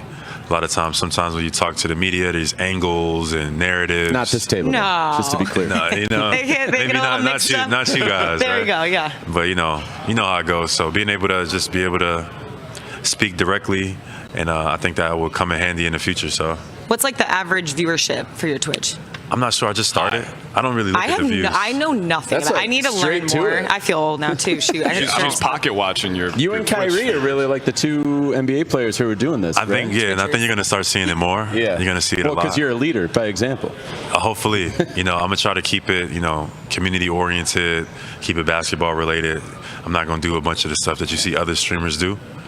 But I think Like it's the way. racing on the streets of Boston. I was like, Jaylen, please don't get hurt. Please don't get hurt. He's a good multitasker. I won that race, by the way. I was going to ask you about that. I mean, there is that's one the only angle. takeaway. There is one angle that shows you leaning forward and winning. Yeah. The angles, that just shows you the time we're in, depending on how you see it. Depending on what angle you're standing at, depends on your perception of reality. So. Wow, that's very deep. Jaylen. I mean, that's put that right on the list of Jaylen Brown quotes. Now, I do want to ask you because it's fitting for you to find another avenue to show your personality and talk about the things that are meaningful to you. So before we talk about basketball in this upcoming season, I want to ask you what you've been up to in the offseason that's been meaningful to you away from the court. First, just healing. I think, having a surgery, even though it wasn't a major surgery, it was still like, for me, I've only had one other one on my wrist. So just healing. I mean, just taking some time to take a step back and kind of look at things. And then I just got immersed into the community this summer. I was spending a lot of time here in Boston. So I got to go to a bunch of schools, a bunch of different places in the community, and really just try to engage with the people who have shown me nothing but love and support since I've been here. Like, I have what they call fans, but, I don't even feel, for some, that is not even suiting or fitting. It's like supporters or family, almost, in a sense. So I'm very grateful for all the ones who have showed up for me and have cheered me on through the ups and downs here in the city of Boston, on and off the court. So I value those people tremendously. I'm glad you asked that, because one thing that I wanted to ask you is about, it seems like you are doing more meaningful work than any individual player in the NBA. Like, you are committed to that, both your individual personal resources, the time. What is it that drives you to do that so consistently? Because, I mean, we see you out in the community all the time. Mm-hmm. Yeah, I think my grandmother passed away 2 years ago in February. She actually passed away right before the All-Star game when we were in Utah. But she was a social worker. She was a woman of the church. She was very community oriented, and she really emphasized that in all of her grandchildren, including me. So, as a person with a big platform, I've always felt like a responsibility, because that's just how things have always been. We've always fed the homeless. We've always been around doing volunteer work. I was in Habitat for Humanity. We would go pick up trash in the community. We would do all different type of things. So the work just didn't stop. When I got to the NBA, it just magnified everything. It's pretty cool. Seeing you have been, as we've been talking about, just in the day in and day out. And I'm going to even shout out my girl Bree Danucci, because I know she's probably watching this, and every time I see her take a picture with you, you guys are just lighting up, and it seems like family. How important is that going to be for you, just in a new year? Maybe you could say stepping into a bigger role and having the community, this family behind your back. Yeah, absolutely. That's a great question, because I look at this season. This season is for them. All the people you're thinking about, all the people you're naming that have been supporting me for day one. This year is dedicated to you guys, so I'm looking forward to that. Did he look at his Twitch camera? We're gonna get it. I don't know. Twitch, can we get the video? Because we will air it on NBC Sports Boston. And if you're not watching Twitchers, I'm not trying to redirect the Twitchers right now, but tune in to NBC Sports Boston too. Have a red zone. So Jaylen, you talked about healing, and you had the knee surgery. How are you feeling entering the season? I feel great. I think I'm getting close to 100%. We've been just trusting the medical staff, ramping up. I feel great. I feel my athleticism is back. I'm running. I'm a little lighter, I would say. But I feel awesome. I feel ready. Do you know that you set the Celtics fan base ablaze yesterday when you were catching the ball only with your left hand and only throwing it with your left hand? People thought that you were very injured. No, I'm not injured. You were wearing the glove. I'm not injured. Okay, good. I'm glad we were able to clear that up. Glad we were able to clear that up. And entering this season, I mean, without JT we'll see how long he's out. You sliding into 1A role for sure. There's no question about that now. How do you approach this season? The same way I've approached any other season. I feel confident in myself. I think that's more of the media narratives between the 1As and 1Bs and all that type of stuff. Mentally, I don't partake in that. I just come out and just be myself. Obviously, it's going to be different with JT not on the floor.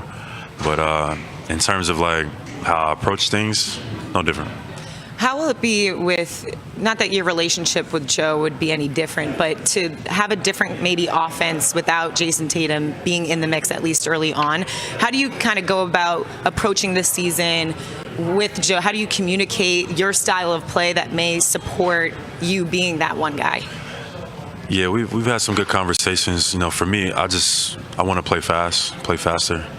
But I've been saying that for You have been saying that like every year, a few years now. Like some of the teams that, that even we saw in the finals, they play fast. Indiana plays fast. OKC plays fast. And more teams play with that pace. That's the pace that I've always wanted to play at. Obviously, our personnel hasn't always been able to suit that, but, I think we'll be able to play a little faster this year, so I'm excited about that. I know you just said it, you're mentally nothing changes for you without Jason, but clearly something on the court does, right? Like you're going to have more responsibility like every night. There's no question about that. What areas of your game that I think sometimes they fly under the radar to the national media. They don't get to watch you every single game. But what areas of your game do you think are going to show up a little bit more this year in this situation? I think my playmaking. I think I definitely, over the last 2 years, I've been put in that role to be more of a playmaker. And even though the numbers haven't really jumped off, but I think I've improved in that area a lot. And I think this year will be a great year to see that. Hopefully I have a couple triple-doubles this year or multiple assist games. Is there anything you did in the offseason that I haven't seen on Instagram or Twitch of dumbbells in the pool? Like, was there a new thing that we did this offseason that that was under the radar or I didn't catch? Maybe. I worked out with a swim coach at BC, Dara. She's like a 4-time Olympic gold medalist, just to perfect my form in the water. Like, just really trying to master your efficiency, no wasted movement. And I feel like the better swimmer you are is it's an analogy to life. You don't want no wasted movement, no drag, no extra. You want to just be able to just get from point A to point B as easy as possible. I'm glad to hear that you didn't do anything that was borderline could have killed you, because hold his breath some of that training. What's your time? 3 minutes, right, or something like that? Yeah, I don't even know anymore. I haven't timed it in a while, but when you did that for the first time, how long did it take for you to get to 3? I'm amazed by that. A year or so, some time. I've been training in the water for going on 3 years now. Shout out to Gabby and Laird. They kind of took me in, and I kind of it's become a lifestyle at this point. I started surfing and things like that, which is pretty fun. I didn't do any this summer because I had a knee surgery. But maybe decision. Next summer I'll get back to it. I tried surfing once. It didn't go too well. That core strength, I don't think I have it. Is that something you want to keep doing? You want to keep working on your surfing skill? Yeah. You got to just ride the wave, Drew. Yeah. You got to ride the wave, man. I like it. Is this a new look, by the way? The shorter. It's actually an old look. I'm bringing it back a little bit. Yeah, I used to have the half sleeve. Got that from Kobe. Kobe used to wear the half sleeve on his arm. Love it. Kobe inspired me in so many different ways. So I always watch film, watching highlights, and find myself, even hearing his voice sometimes. So shout out to Kobe. What about some of these new guys for you? Who's kind of caught your attention personality-wise? Take us into, we're getting to know some of them. Amari, Hugo. For sure. All of them have been great. They've came right in. They've been working for the last month, and they've been adopting this identity that we're going to need. Any standouts? Luka, Garza, he's been looking great. Hugo, the young guy, he's been, learning at a fast rate, at a fast pace. So all of those guys, I'm looking forward to. Fernie's super talented. Is that what you call him, Fernie? I call him Ant. We call him Ant. Okay. Yeah. It's Ant Fernie? Yes. Ant Fernie. I kind of like Fernie. I don't want it. He has to like it. He's the Inferno. Yeah. Oh wow! This guy has been doing it all day. That's why I'm here. He came up with the Gravedigger. I know. That got some national attention. The Gravedigger. I did. I don't know if we can do it on NBC. There's a fine. There's a fine. NBC. There are no fines He gave on us the Twitch. hazard. If you don't want Jaylen to get fined, super like this on Twitch. Donate, super like this. Donate to his Super fine. like. Yeah. Don't they have the hearts that I goes think up? so. Yeah. I've seen On the note of the young guys, though, and actually just the new guys in general, you're the unquestioned leader of this team. You're the longest tenured Celtic. I'm curious, how do you go about establishing relationships with these guys and learning who they are on and off the court? I'm just curious for your perspective on that. Spending some time with them, just a part of some of the young guys came to the Patriots game yesterday. It was half the team. Most of them, right? Yeah, just spending some time with them. Trying to create environments that we can all just hang out, learn about each other, because we gotta make up for. We gotta get our chemistry together, and we don't have a lot of time. We got a whole new team, and people think it's just all the pieces are supposed to fit right together. Take some time. It doesn't work like that. A lot of the guys that are gone now, I played with for a long time or have had a lot of basketball experience. So we got to make up for lost time to make sure the product, when we get to the first game of the season, is there. So I think we got to spend some more time with each other and really try to like chemistry build as much as possible from now until the end of the season. But it takes work. It doesn't just show up. Rarely can you just show up with a bunch of guys and it works out. So I've been trying to go out of my way to set up events, me and D. White, so we can just start getting guys in the same room, building with each other, building chemistry, trust, all of that. Because that's what you'll see when you're on the court, chemistry, trust, or not. So we're working on that. What have you guys Spaghetti been doing? dinners. Yeah. That's what we used to do for chemistry. This is my senior year of basketball talking. Spaghetti dinner. Dinners, concerts, football games, events. Yours is a little more elite, you know. You know what I mean? Spaghetti You know, dinners. inviting guys to the crib, the house, you know what I mean? All that type of stuff. Inviting them to come on the come stream, on Twitch. just Yeah, come first hang of all, out. we're honored, so thank you. Yeah. Thanks for having No us problem, on. dude. Hey. Surprised us. We didn't know we were going on Twitch today, but we'll take it. I couldn't think of a better crew. Ah, shucks. Man, I can see it live when I hear it. we made it on Twitch. There we go. Well, everybody wave. Everyone super like it. Super like. Jaylen, thank you thanks, so man. much for your Appreciate it, man. time. Thank you, guys. Really Appreciate looking you. forward to kill it this season. Thanks for all the work All right, man. off the court. Bye, Twitchers. Glad you're JB, everybody. Grateful that he was able to come on here. All right, we're going in Celtics Academy, all right? Join our Celtics newsletter to learn more about the youth basketball programs we offer. You'll receive updates on programs, discounts, events, and resources right to your inbox. Sign up for updates at Celtics.com/JRCeltics. And right now we have Xavier Tillman at the desk. Good to see you, man. How you doing? How was the off season? It was good. It was Awesome. good. Got to spend it in Michigan for the Saw whole you summer. back home quite a bit. So that was fantastic, seeing my brothers and my sister and my mom all the time. So that was great. And let's not forget to mention putting on the camp back at home. Yeah. Why is that important to you to do that whenever you're back there?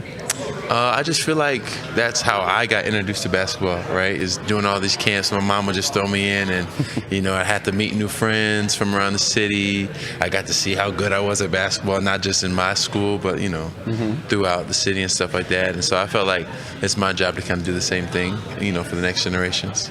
It's awesome to see. Yeah, so Xavier, coming back for another year with the Celtics, how do you see, you know, your role with this team evolving as you enter another season? Yeah, I feel like a couple things for me have been good this summer that have helped me this season. One, I lost 12 pounds just through dieting, and, you know, I thought I could work it off through, you know, strength and conditioning, but you have to eat your way there, and, you know, chicken and rice. I might need you to pass me some of those Seriously, scissors.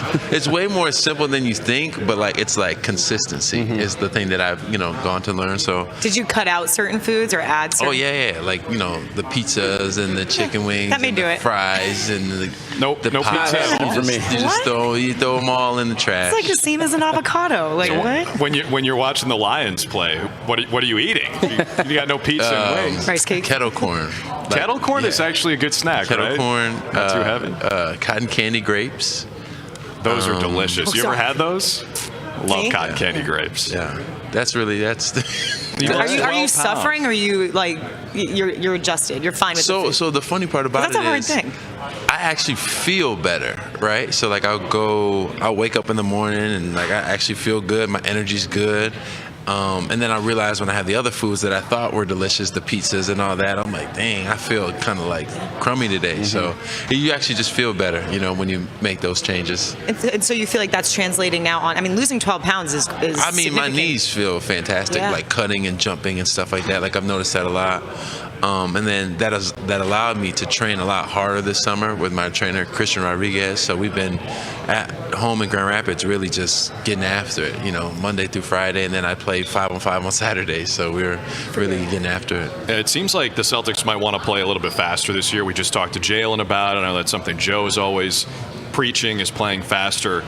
Do you think that your new frame is going to help you contribute to that even more? 1,000%. We've since we've been back mid-August or so, you know, playing and stuff like that. Like I felt my conditioning just go up, you know. And we're playing at like a like a warp speed, especially the 5-man. As you guys are going to see when we start playing, we play really, really fast. Yeah. When was the last time you were this light? When you were playing Luke Garza in college? Yeah, I was what, 250 back then. Yeah. So. Wow, that's impressive. Good. Yeah. Coming into the season, we have seen your Instagram has been lit up with three-pointers that I have seen throughout the offseason. You've been putting in a lot of work on trying to mold that shot. Where do you think your three-point shot is now compared to maybe it was at the end of last season?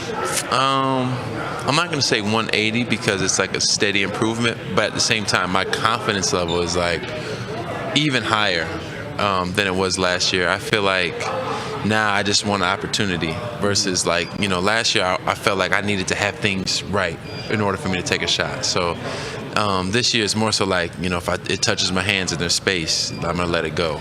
And why is that? Love hearing that. Yeah, no, but how did you get there?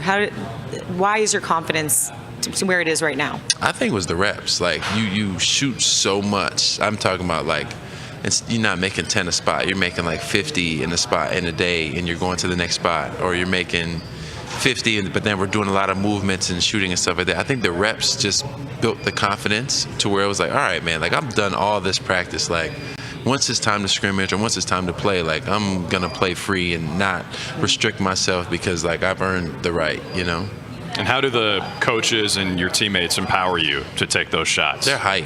Yeah. When I let threes fly, you should see him. Even Joe. And Joe doesn't get hyped. He's hype. He's hype. Well, we saw that in the finals. Yeah. I mean, that was one of the biggest shots when everyone was juiced up on the bench. The whole bench flew up. That was awesome. That was awesome. Yeah, that was one of the best experiences that I've had. Obviously being in the finals, but like seeing the reaction of the teammates, like that was amazing. Well, now we're going to see it all season long, so I love that. Yeah, for sure. Actually, I want to ask you about something on your arm there. You got the tattoo that says "Love Yours," right? Why do you have that tattoo? What does that mean to you? I got it on the biceps. Okay. Here. Yeah. That one, I got it, I think 2 years ago.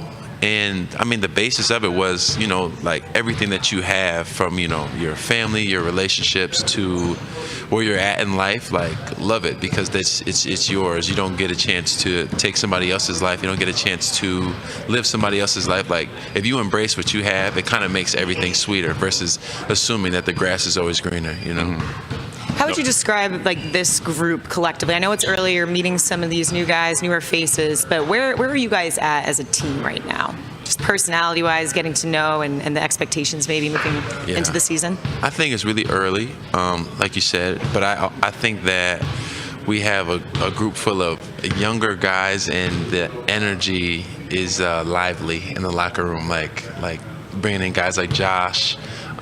He's very active, very energetic. Do you know his nickname, by the way, what he calls himself? No. And I want to know if you approve of this or not. Do you approve of this message? It's Lawnmower. The lawnmower. Because you want to elaborate? Because once he gets going, he doesn't stop going. But to Drew's point, Drew has some qualms with Laughable. this. Drew tends to disagree stop, because though. Yeah. Lawnmowers stop. Yeah, no, that's not. Which doesn't make a whole lot of No, sense. Right. Like Energizer Bunny would be. but that's so common. Energizer Bunny's That's everyone's also an Energizer. a sponsorship opportunity for him. We got to teach this guy the way. We got to teach this guy the way. I'll help him out. Yeah. So the energy's great. The energy's kind of young and lively. They'll see us be more playful, I feel like. So it'll be good. Do you feel like the old guy in the room now? I mean, you got kids. Like you're an NBA vet. So you feel older now. I got a short story then. So I was in the ice bath after one of the workouts, and RJ was in there, and he was like, "Yo, OG, what?" He said, "How old are you?" And I'm like, 26. And this is the face he gave me. He was like, "Huh?" I'm like, bro, yeah, I'm 26. The disrespect. And he just looked at me like, nah, bro, like I've heard your name for a long time. There's no way. Like, like, damn. Where did he put you at? Aren't you like 3 years older than he is? Yes. He's been gone for a long time. Yes, I'm 3 years older than he is. Like, But for me, I got 40. three kids and all that stuff. So they assume like, oh man, like you must be pushing 40. He said, "OG, you're looking around like, where's the OG?" No, you need to tell him like this is what put together looks like. Like 26 years old. I'm saying it's new dad bod. There you go. There you go. New dad bod. New dad bod. Check it out. Love it. Well, that's Well, awesome, I just mentioned the name Horford. Are you aware that people were mistaking you guys for each other when you were on the court last season? That everyone thought that you looked exactly the same? Yeah, but I can't blame them. Your movements, like the tights and everything, looked exactly the same on the court. No, I can't blame him one bit, though. If I watched film and we were on the court together, until he would shoot a shot, I know, oh, damn, that's Al, that's me. Yeah, I can't blame him for that. But one of the biggest parts of that is like the versatility on defense that you guys both bring to the table. What is it about that part of the game that you really want to bring to the team this season? I think my role specifically as being the five man who can switch and guard 1 through 5, and then being able to space the floor and consistently knock down a 3-point shot is how I can bring value to the team, along with my screen setting and using my physical frame for rebounding and stuff like that. But I think that, switching ability and versatility is like what my calling card is going to be, for myself this year. Are you looking forward to the big man competition, just like practice being underway and getting ready to say, hey, new group, new season, got some new guys, you're trying to find their roles within this team? Yeah, absolutely. I'm excited to keep pushing guys, keep pushing Neem to keep working and trusting in his jump shot. He's got great touch. I'm excited to keep working with Luka and keep pushing him to stay aggressive because he can really score the ball.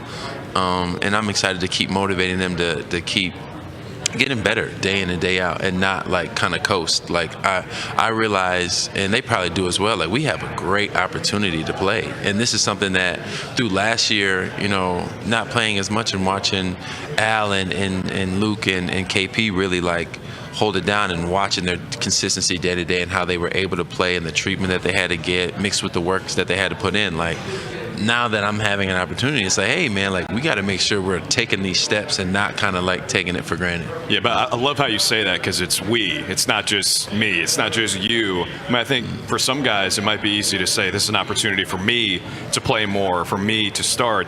But for you, it's all about the team, which is impressive maturity because, like we just talked about, you're not actually that old, but you are. Right. But you are. I mean, you're so mature. Like, where do you think that comes from? Is it from being a dad? Have you always been like that?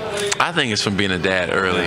I mean, I was a dad at 17 years old, so I had to mature really fast. Mm-hmm. Shout out to Yanni, but I had to mature really fast, and that's where that comes from. Because if you ask my little sister and ask my siblings before I had her, I was different guy. I was a whole different guy. I was a whole different guy. Look at you now, man. Thanks, X. Yeah. X, thanks so much for stopping Congrats by. on the improved dad bod. Yeah, thank you. 12 pounds, everybody. And it's not chicken and rice. Chicken and rice. Salmon and rice. Whatever you want. Xavier.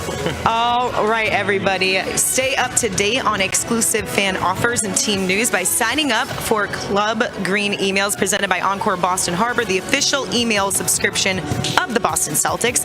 All you got to do, visit Celtics.com/Club Green to subscribe. Wow. Yes. Podcast D. Let's go. Podcast D.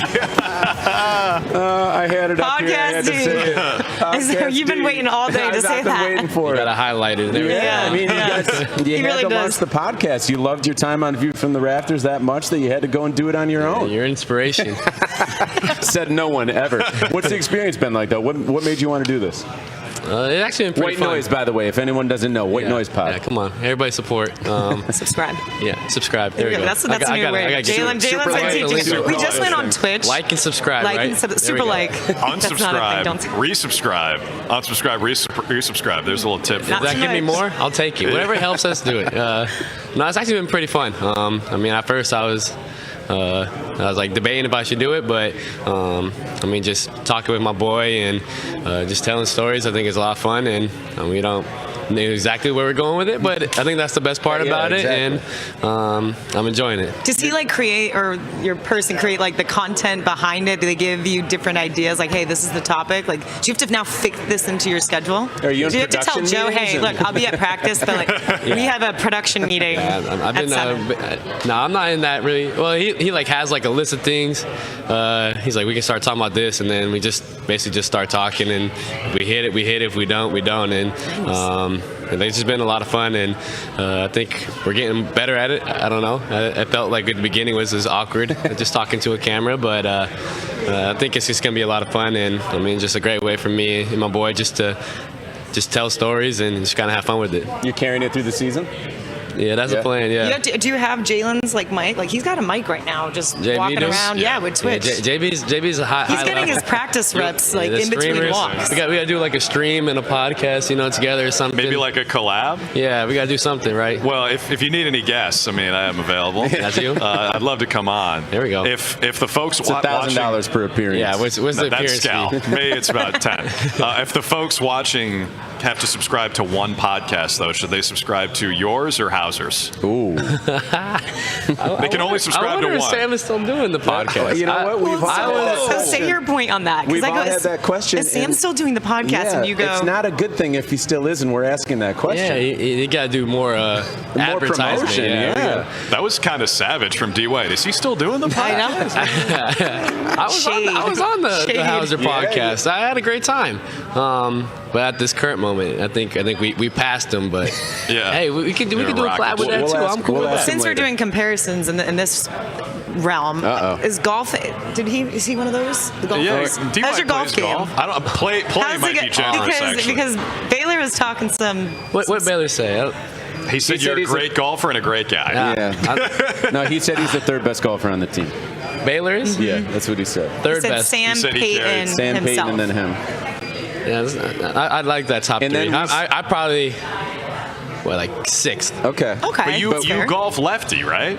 Yeah, so that's the thing though, is I hit a couple balls righty after Payton's event, and I was like, these are pretty good. So I might be switching right-handed. I don't know. I got to tune into the podcast to find out. I got to decide now. I'm back and forth on it, but yeah, I am a lefty. Yeah. You right left-handed? No, I just play golf, baseball left-handed. Yeah, you might have to switch. Yeah. You can borrow my. Doesn't seem like it makes much sense. I'm much more consistent. I think. Well, I hit it farther lefty. That's why I chose to go lefty. Gotta go that's fast. not the goal in that's golf. vanity. But now I've learned in golf that it doesn't really matter if you're in the trees. So I'm learning. That's where I'm at. You want to be in the short grass. D. White, I'm going to steal a question from Brian Scalabrine from the other night when we were at the event Thursday, because it's a good one. You just got ranked 26th in the NBA by ESPN. If you go back through your whole history, your story is defined by overcoming people who doubt you, right? No offers to play Division I, Colorado Springs, and you transfer to Colorado, then you're in the G League at the start of your NBA career.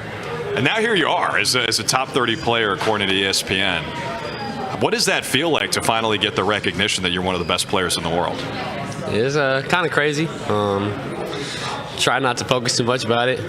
Even when I was unranked, it didn't really mean too much to me. Really just, I think it's a credit to the team that we've had here and the coaching staff that kind of just developed me and to give me the confidence to be the player that I am. And so I know I wouldn't be 26 if I wasn't a Boston Celtic, and so just got to go out there and keep doing the things I've been doing. Just try to keep getting better and win games. It always helps. But are you pissed that you weren't top 20? Look at you stirring the pot. He doesn't care about the numbers, right? ESPN, whatever. He can never be happy about it. That's a great thing about the NBA is nobody's ever happy of. You get moved up and you're like, oh, why am I not top 10? And then I'm being, it's just always something you're not happy about. Well, it's like what Joe said when he won an award.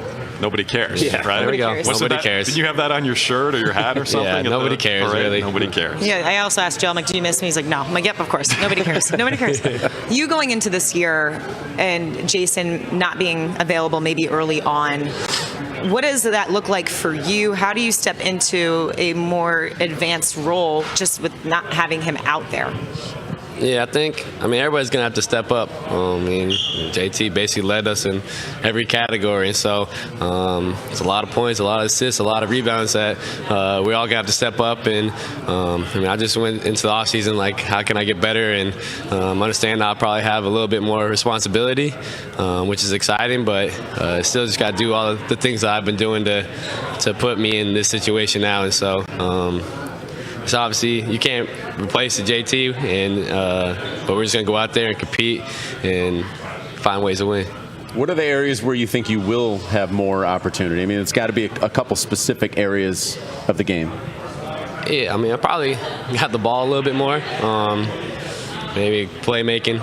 We'll see what happens, but just whatever I got to do out there, I got to do it, and it's going to be a lot of fun. take the over on always on Derrick White assist totals. Assists, love it. Threes. How about on the other side of the floor though? Because you were playing with Drew Holiday the last couple of years, who's one of the best perimeter defenders of a generation, and so are you. So now you're going to probably take on that best assignment on the perimeter every night. Is that something that you relish?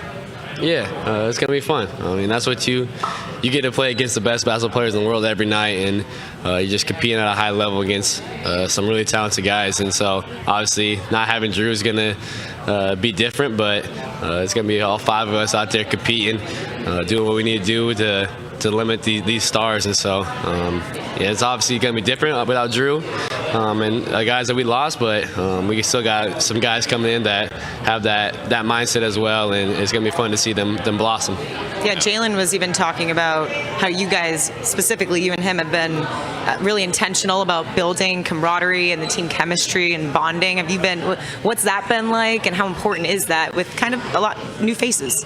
Yeah, I think it's just important, especially like when you got a bunch of new guys, just to hang out off the court. Obviously, we see each other every day in the facility, but just kind of see how they are, just bonding, get away from basketball, and just having that connection. I mean, obviously, we had pretty much the same team for like 2-3 years, and so just having that connection with them and just sharing stories, sharing laughs, sharing food, and I think that goes a long way throughout the season. One new guy that we haven't talked enough about on the show so far is Anthony Simons. And one thing that I noticed about your career when you came here is the shot quality really improved playing around other great players like you have on this team.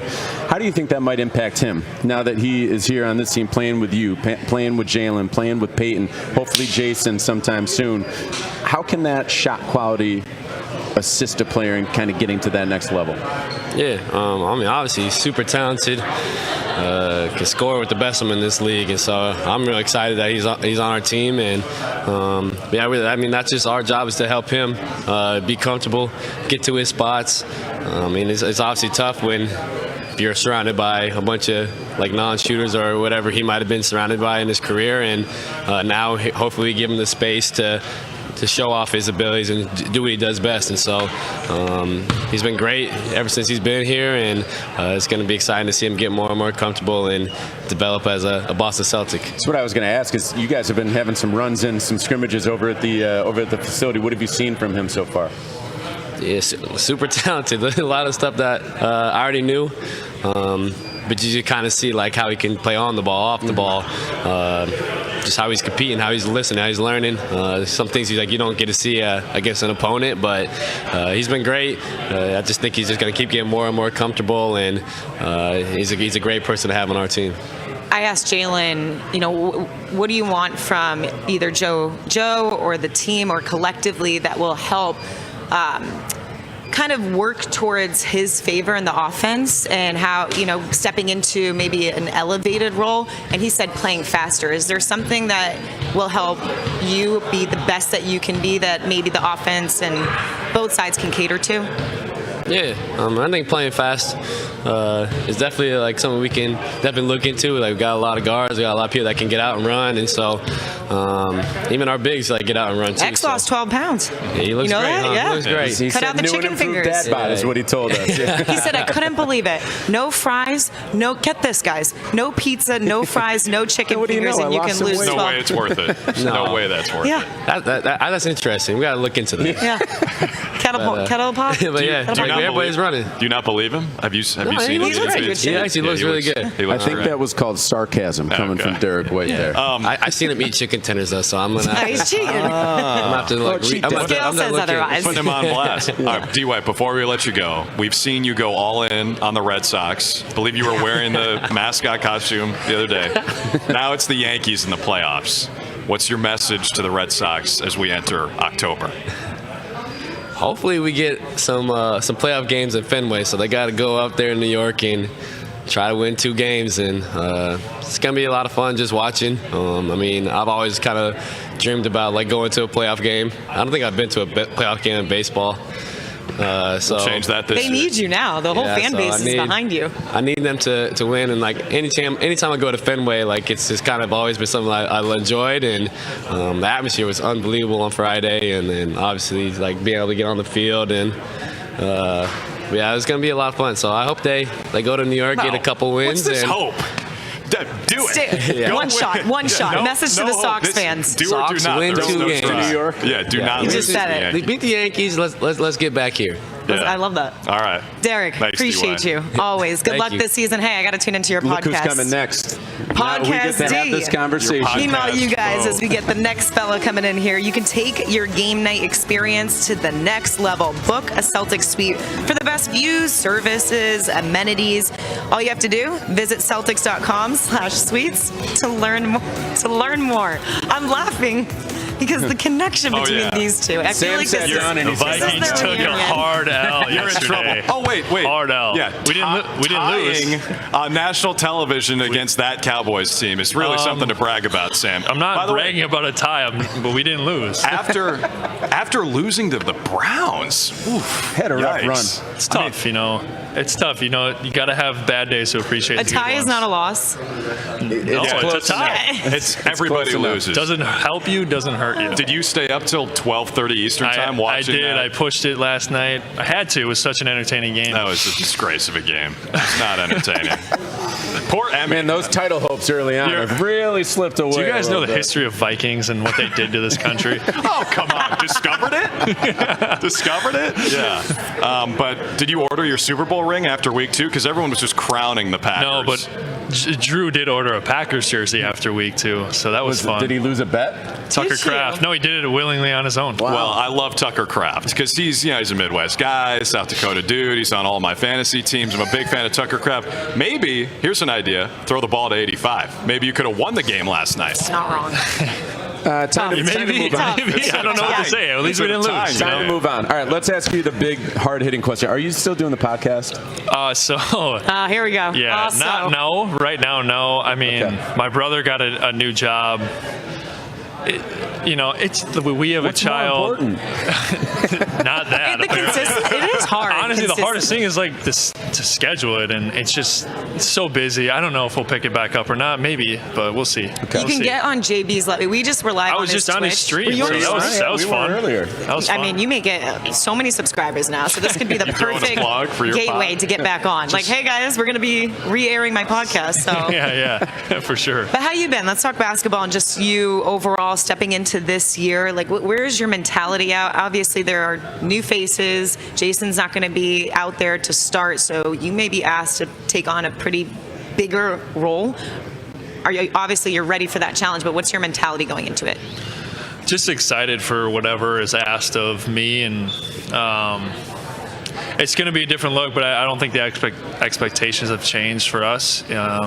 Still want to win, compete at the highest level, and we might play a little different. It might look a little different, but I think we're still going to have a really good team. Do you think that the team might play a little bit faster this year? That seems like a common theme we're hearing. Potentially. I feel like every year every team plays faster, but I think just given our personnel, I think it could be a really big strength of ours is to play faster.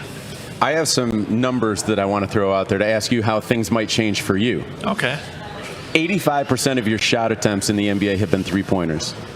80% of your shots in the NBA have been catch and shoot. So not a whole lot in those other categories of off the dribble or, making a play for yourself. How do you see that maybe evolving a little bit this season when the team clearly has a little bit of a void in terms of playmaking with Jason not being out there? Yeah, well, I think, role might be expanding a little bit. And these last 4 years, really, I was asked to do a specific thing and try to do that really well and to the best of my ability. But I think every offseason everybody works on things, and you're asked to work on different things and do more and expand your game as much as you can. So it could result in, like you said, more off the dribble, more on the move stuff, whatever it may be. But I still think there's going to be a lot of you still have to throw your fastball and be really good at throwing your fastball, but sometimes you need a change up or a slider. Translation: Sam's going to dribble the air out of the ball this year. Yeah, I'm going to ISO a lot. Lead the league in dribbles. A lot this year. What did during your exit interview, what did Brad and Joe say that they wanted you to work on this offseason? I mean, it was get better with the ball. how can you, like a second side action, you're coming off a ball screen, can you make the right read, the right pass every single time? So that type of stuff, where haven't really been put in those types of situations very much. I mean, I have sprinkled in here and there when we have guys sitting, but me showing that I can have confidence doing that, and that I think in doing that it gives coaches confidence in having me be in that spot. Going to see it a lot this season. I can't wait. I mean, I want to ask you about what you've been up to in the summer, because, you know, we talked to Xavier Tillman, and he said he cut out certain things in his diet so he could lose 12 pounds. Have you cut out cheese curds and custard from Culver's? Such a cop-out. Such a cop-out. But I didn't have very many cheese curds, but it's definitely not cut out. I had a lot of Friday fish fries in Wisconsin. Sounds delicious. You don't even know about Some that. spotted cow. It does sound delicious. What is a Friday fish fry? So it's like a Midwestern-ish thing. Mainly in Wisconsin. So like it's lake fish fried with some rye bread, baked potato, coleslaw. That's like traditional. Super Midwestern. It's great. What, like go to a bar walleye? and grill. It's the best place to get them. But that's not a part of X's diet. Don't put it on the diet. He's worked really hard Well, to you get can away get baked. from You can get baked fish. Okay. Not quite as good, but now we serves got a its little purpose. bit better. But I don't know. I feel like, you know, having a son now, you just like try to get out and do stuff with him. Like we went to the Packers game, went to a Brewers game, went to my wife's alma mater, Wisconsin, for a volleyball game for her alumni weekend. So she played volleyball there. Shout out to Emmy. So like just getting out and doing stuff that we don't have time to do during the season, and sometimes we don't have time to do in the summer. So yeah, I mean, it was a lot of family time, really chill. Grandma and Grandpa were loving it. Aunts and uncles were loving it. So very relaxed summer, to be honest with you. How is dad life? It's great. I enjoy it every day. It's tough some days, but for the most part, it's really awesome. So our son's walking now. He's flying around. He's very precocious. He'll be playing for the Celtics one day. Maybe. I take him, we'll take him up to the facility at night, and he'll just run around. And in the weight room, he'll go to Lucky in the middle of the basketball court and touch the ball. So he's fearless. He's fearless. He's got a sense of basketball in his life already. Yeah. Shout out Teddy on hitting a year, by the way. Yeah, big milestone. Yeah. It was a lot of fun. We had a Running good birthday around party. now. Yeah. You're in. It's going to get harder. I keep hearing that. By the Is he way, sleeping Sam, fine at night? Every night he's great. Unless he's got Where's teeth Wood? coming through, he's awesome. I know. family, yeah. You I can't say the same on my end. Is there a trick? I'm sorry. I don't have kids. I'm not. You know, is there a trick to that, or is it just luck of the kid? I don't know. I think it's luck. Luck of the kid. Yeah. And I got unlucky. Yeah, it's Lucky all to luck. have her, It's but got man, that baby Amen. doesn't sleep. It's got nothing to do with the parents. It's going to take a turn. Don't worry. That's I right. have, Thank you. I have a gift for Teddy, by the way. Uh-oh. Oh, boy.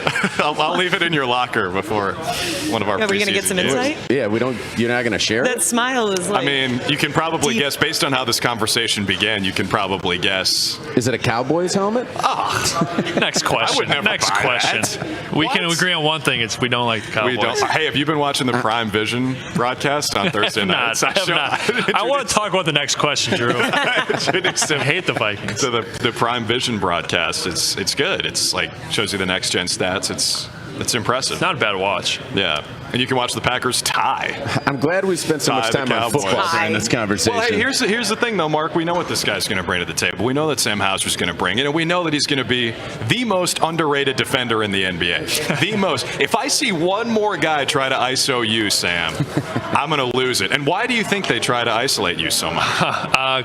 Probably because I'm a shooter and I'm white. There you go. I was actually thinking that. Right, straight That's to the true. point. But And I try my it's not best out fair. there. You know, you win some, you lose some, but you know, if you're put in that situation, you got to stand on your business and take some pride. So try my on best. business. Do you like that challenge though? Do you address each one when they do ICO? You're like, okay, yeah, bet, like bring it. Yeah, I mean, I think as a player, you kind of have to have that edge. You're not like, crap. And especially if you're getting, if it's every time on the floor, like you have no choice but to try and get a stop. So I think you also get good reps at it too by constantly being put in the action. Yeah. This just dawned on me, but Honing your skills. are you at all a smack talker on the court? Honestly, no. No? As you could probably tell, I don't show much Yeah. emotion in general. Neither did Larry Bird, but like he was one of the best. So I was wondering if not really, you quite get honestly. a couple stops and you're like, yeah, KD, try that again. If anything, it's more like maybe just a couple claps to myself. Right on brand. Very minute. I don't know. I'm pretty internal with how I react to things. Like, pretty safe to say. All right. Too nice of a guy, Sam. You're too nice of a guy. Nice try, buddy. Hey, nice move. Nice move, but I got you this time. Yeah, what's the meanest thing you've said, or like this biggest smack talk? Honestly, I don't know, because I like never say much or anything. I get talked at a lot. Have you ever said I'm him? Do you do that I'm him? No, absolutely not. Please. Okay. Everybody's him. That could be your new podcast name. Now that I'm him. No, thank you. I'm him, Sam Hauser. No, thanks. Man, we've gone down a couple paths here that I didn't expect. Yeah, what's on the script here? What do we got? I'll ask him. What about just Joe? You know, your relationship is your relationship, but just in this year, take us into how he is approaching this season with it being fairly new. I think he's really excited, honestly. I feel like a lot of people are already like writing us off, and I think Joe relishes in that. And I think as a player, you also are excited for that opportunity to kind of make people eat their own words in a sense. So I think overall it's been a reset in the offseason and just gearing up for what's to come here. He had the winning team run sprints, right? Recently, did you guys see that? It was like a winning, whatever pickup thing. It was like a winning team. Did you sprint? The winners are running sprints. I missed that day. Thankfully, no, I'm kidding. He was at Lambeau. He's a big, the winners do something. Yeah, to no surprise. Got to earn your win. You get to earn it. Yeah, it's like walidating your win. I get to run a win sprint right now. Never would have thought Joe would look at something totally opposite from everyone else in the history of coaching. That's shocking. Well, here's the thing. Sam and I have become close the last couple of years. The thing I really appreciate about Sam is you can see here, Sam's a regular guy. Like you meet him on the street, you'd have no idea he makes millions of dollars to play basketball. So with all the new players joining the team, what role have you taken in welcoming them to the Celtics? Because I can speak from my personal experience. When I showed up here, you made me feel welcome and like a part of the Celtics family. So how have you done that for these new guys? Quite honestly, and someone else asked me this, it was just like trying to get to know them first and foremost. And I think that's what makes this business and this job so interesting, is that you get to meet guys from all different parts of the world, all different types of backgrounds, and have different conversations about stuff that you might have never even thought you'd be talking about before. So I think that's been the cool part, is so many new faces. You get new perspective.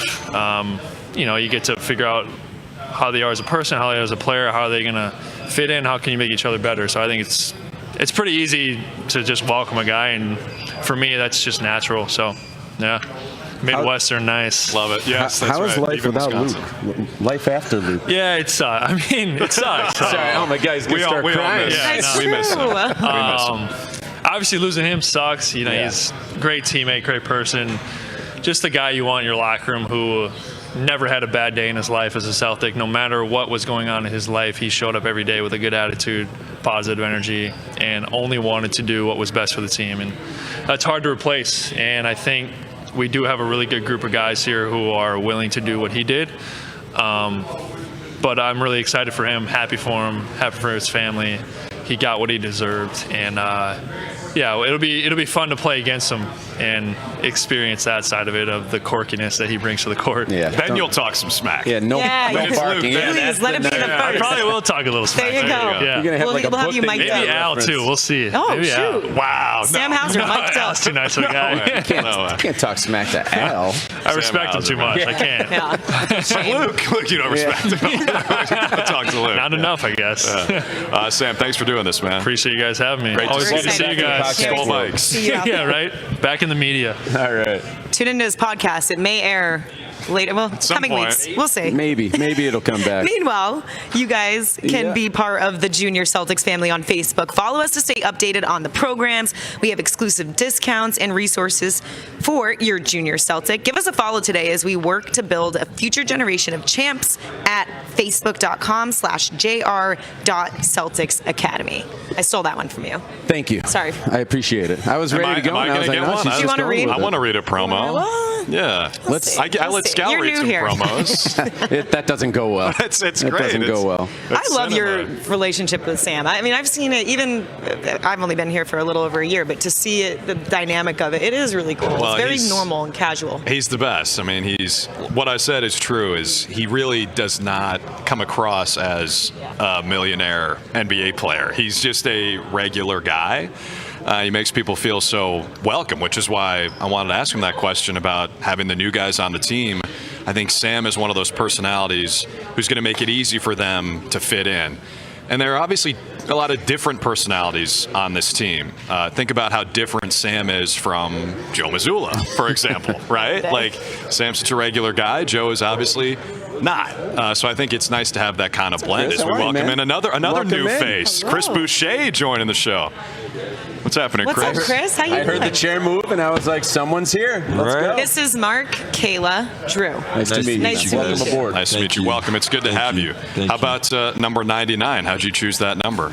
99 problems, but I ain't one. I love it. Yeah. Seriously? Just drop the mic. Awesome. Yeah, I mean, obviously, me and my mom was thinking about it. There was a few different numbers. And 99 kind of means new journey and like a closer of a story and an opening of another one. So I was like, well, might as well do that because I was with the Raptors for so long and I feel like I'm starting a new journey now. Speaking of journey, you're new here, obviously. I don't think our fans really know how incredible your journey has been from being born in St. Lucia and then eventually you move up to Montreal. You don't even start playing basketball until you're 19 years old. Yeah. How did you get here? How did you get here to the NBA and now being with your second team and joining the Boston Celtics? It's really hard to explain. I think a lot of faith, a little bit of luck, hard work for sure. But sometimes I ask my family, like, how did we get here? Like, how did things happen? And it's a lot of things lined up. A lot of things we kind of learned from our mistakes and all. But I also feel like we were always kind of like looking for positivity, always looking for a way to change the situation that we're in. And I've always been somebody that stays positive and believing in hard work and believing kind of treating people right. So I think that when you do something like that, when you do treat people right and you stay positive, usually good stuff comes to you. And it has for you. Pretty impressive. How'd you get involved with basketball at the age of 19? How'd that? I was playing in the park. First I always liked sports. I always played soccer and hockey and all that. I was in Montreal, so big hockey city. Big Canadians? Yeah, but I don't know if it's safe to say that here. There you go. Hey, you're learning. Good job. Good job. I know. A smart man. Yeah, so no, but I think I was always in sports and all, and I kept playing in the park. And one of the coach saw me, and he was just opening a prep school, and he was like, "Well, obviously you're a little bit older, but you could go to adult school and maybe you could get a scholarship and all." And I wasn't doing much yet, so I was like, well, I'm gonna take the opportunity. And I was tall. I didn't want my eye to go for waste, and everything worked out. What were you planning to do if you didn't end up playing basketball? Especially with the world that it is around, I probably would have been a streamer or something like that because I like playing video game and all. So do you have your Twitch? Jaylen just came by. I do have my Twitch, but it's not up there yet. And honestly, the way that Jaylen is doing, and he might beat me yet, so I might just keep it on the low. You got to capitalize on his growth so that you can take some of his followers. Yeah, I don't even think he's better than me at the game. What's your game of choice? Call of Duty. I got a few. Call of Duty, League of Legends, 2K, Maple Story, Mario Party, Mario Kart. Yeah. I play all of that. Got them all. Yeah, Donkey Kong and everything. There you go. The amazing thing about playing for the Celtics, and you experience this with the Raptors too, but the fans are amazing here. And so they'll have plenty of time for Jaylen's Twitch and for your Twitch. They'll follow both of you. Well, no I can tell because every time we played against you guys definitely support your players and your team, and it feels it when you're on the opposite team. Like every time we came here, we're like, yeah, it's gonna be a tough night, and these fans ain't gonna let us go. So you looking forward for it to be reversed now, them being on your side? 100%. What do you think of the fan base? I think it's amazing. I think that they really, obviously, they know basketball. You can tell that they know basketball, but they also support their players, and they have a long history of games, of memories, players. Kevin Garnett, the Paul Pierce. I literally have my energy coming off Kevin Garnett, like my mental, how I'm hungry, how I always want to feel like I gotta do something to get in your head or to bring a win. I think that, I mean, it fits all with the Celtics, and that's why the fans are so supportive. They have so much history to rely on. Will you smash your head against the wall like KG did? It depends on how much, what's the mood. If I feel like I gotta smash my head to get ready, then this is what I gotta do. We could use some of that. I think you can bring that back. If you want to know how to make the fans love you right off Smash the bat, your head. Well, that's a good way to do it. Well, I've watched a lot of Kevin Garnett to my ears and seen, like, even when he yells and all and the spit comes out of his mouth and all, that's dedication and hustle right there. Did you play against KG? I never played against him. I just watched his game. So, yeah. You had a chance to meet him now that. I'll have a long conversation with him for sure if I could. You haven't been able to meet him yet, though? No. I think we can arrange that. That would be awesome. I think we can arrange that. Sure hey, listen, speaking of KG, the guy who brought him here was Danny Ainge, right? And when Danny Ainge was running the show here in basketball operations, he always had a concentration on trying to bring guys in who have won championships. Yeah. You obviously won a championship with the Toronto Raptors a few years ago. How do you think that has impacted you? And, like, what did you learn and that knowledge that you get from winning a championship that maybe might rub off on this team and some of these new guys on the roster? Well, I mean, obviously it's not easy to win in the NBA, so I think that makes it so much harder to, kind of focus on, like, okay, well, I gotta make it. I gotta be the one guy that can bring the championship. But you also realize that it's a team sport, and you need more than one guy. When I was with the Raptors, we had 7, 8 guys that were playing, and you could see that how much it important from the 1 to 15, and just being around guys that are all-star, Kawhi, the Freds, the Pascal. They showed me that you got to put in the work every day, and even through the wins, we won a championship. They were still working extremely hard. And before that, I was in Golden State, and I had the Kevin Durant, I had the Iguodala, Steph Curry, Klay Thompson, Draymond. So I was really lucky to be able around so many professional and, like, all-star guys that even after winning, they still put in the work, and it shows me how hard it is, but also how much work you got to put in. And when you got a guy that's 19, like Hugo on the team and stuff like that, you're like, you got so many years in front of you. You can put in the work right now and be very special. That list of teammates is incredible. I know. You just rattled up, and you played with some all-time great players, and now you got 2 more. 2 more, and then that's what I'm saying. At the end of the day, I might have like a whole roster of teammates, all-stars. Yeah. They could say the same about you, though, It's right? amazing. Yeah. What are your impressions of Joe Mazzulla? Me and Joe are pretty much the same person. So for me, it felt like when I was watching. Now I'm scared. I mean, when I watch the interviews, and I'm like, like I said, I think I'm a little bit more social, but that's just because it comes with my job. And, like, I feel like I've been doing it for a lot of years, and you kind of have to do it. But when me and Joe are having conversation outside of, like, being in that world, you feel like I'm really a mellow person too. So, like, everything is kind of like chill and relaxed. And I got baptized last week, and he came to that. Congratulations, by the way. Thank you so much, and that meant something to me too. And he just showed me that I was, like a brother to him, and it feels good to be in that little, that little family atmosphere where you feel like, okay, well, it's more than basketball.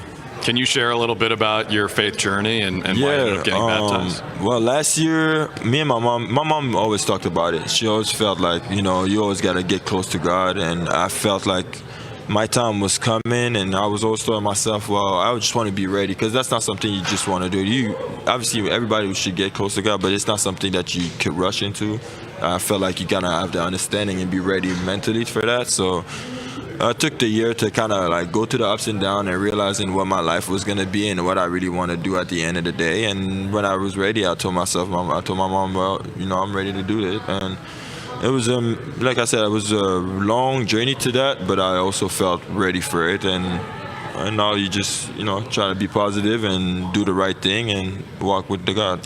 How much does your mom play a role into your journey? I mean, just the fact that you included her and her thought process on picking number 99, but also getting baptized. Like, you bring up your mom a lot, which is so commendable. What's her relationship with you like? My mom did everything. Obviously, I wouldn't say that I was the easiest kid to deal with, but she always felt like I had, troublemakers. We keep it fun, Yeah, but that's what I'm saying. I mean, you got to have a little bit of them. 99 problems. Maybe you were one. You need some of them like that. You need some people that kind of brings the little bit of different vibe, the outside the box, you know, because like at the end of the day, you walk a straight line, and we all got ups and downs. We all gonna have moments where you're better than me in something, I'm better in something else. But I know my mom was always somebody that always told herself like, there's a light at the end of the tunnel.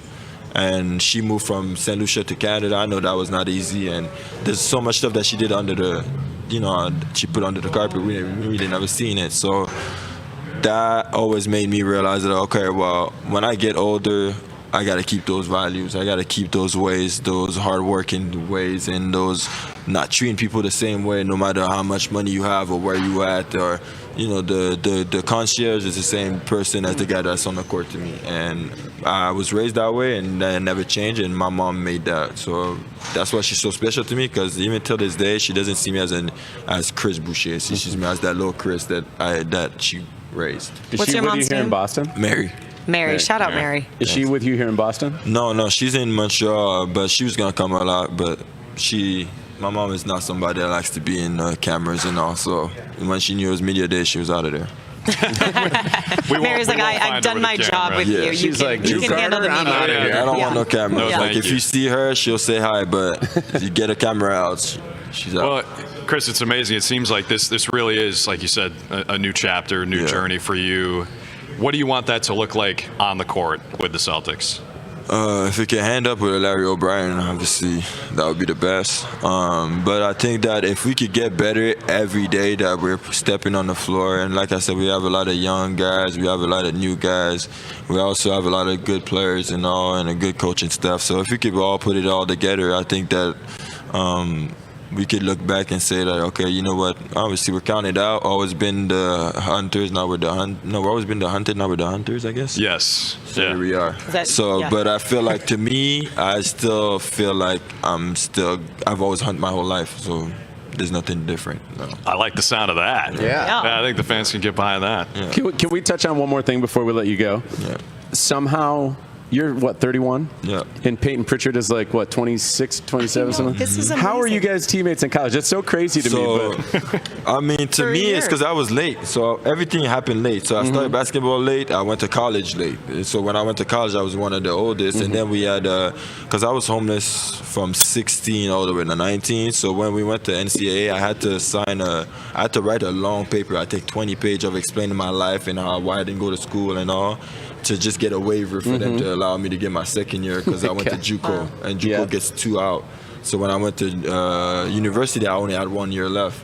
So I had to sign the waiver. They gave me my second year. Payton got there, and that's why I was still playing with him that year. Look at how it comes full circle. Yeah, full circle. Do you remember meeting him for the first time? Yeah, I mean, he was hungry. I remember when I first got here, we had Casey Benson. I was our starting point guard at this time. And I remember talking to Payton, and he was like, that's not going to stay like that for long. I love it. And during that time, I was like, you know how when you're young, you feel like you don't know much? I was like, you just got here, and you don't know You're just a guy. But he definitely did that, and every practice he went at him, and by the time we went to Hawaii, by the mid-season, he was starting.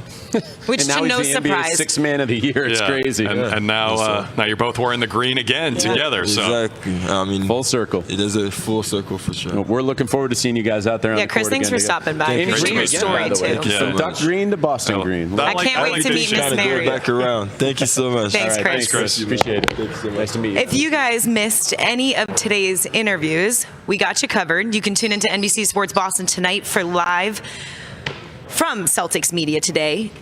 It starts at 8 p.m. and hear what the team has to say about the upcoming season. This has been a lot of fun. We got more on the backside of this. We'll be right back after a short break.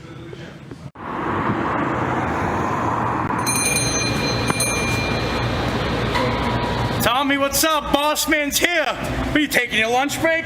Joanne, what's up? How you doing? Tutsla gorgeous. Tommy, you got the Celtics schedule? First of all, don't come in my deli like you run the joint. And number two, you're way behind, kid. Yeah, I got it. I lived it. I love it. I'm all fired up for the season. Thanks, buddy. Beat it. Oh, wait, I have an idea.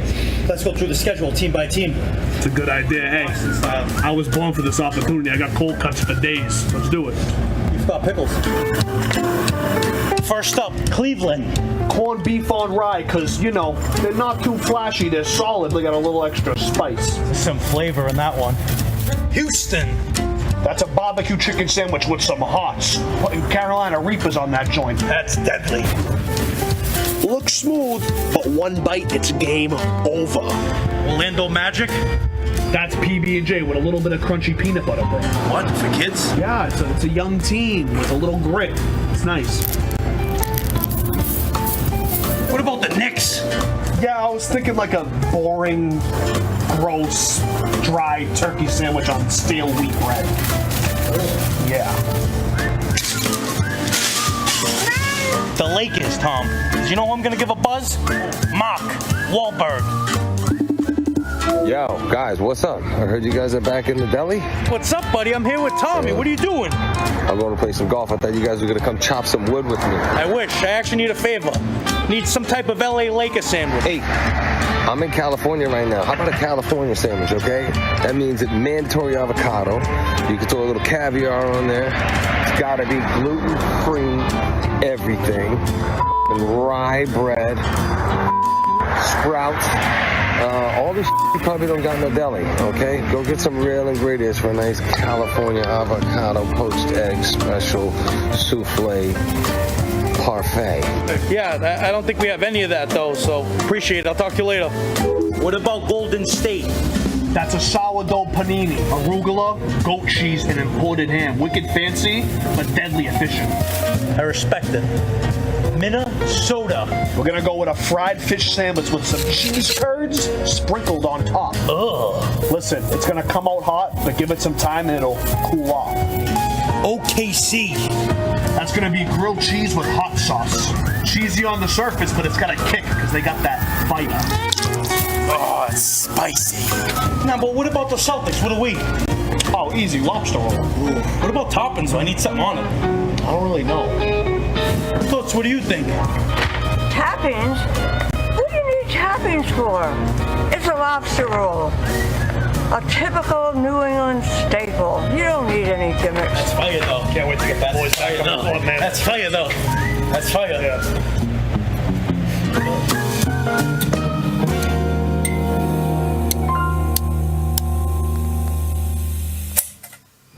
Welcome back to Celtics Media Day.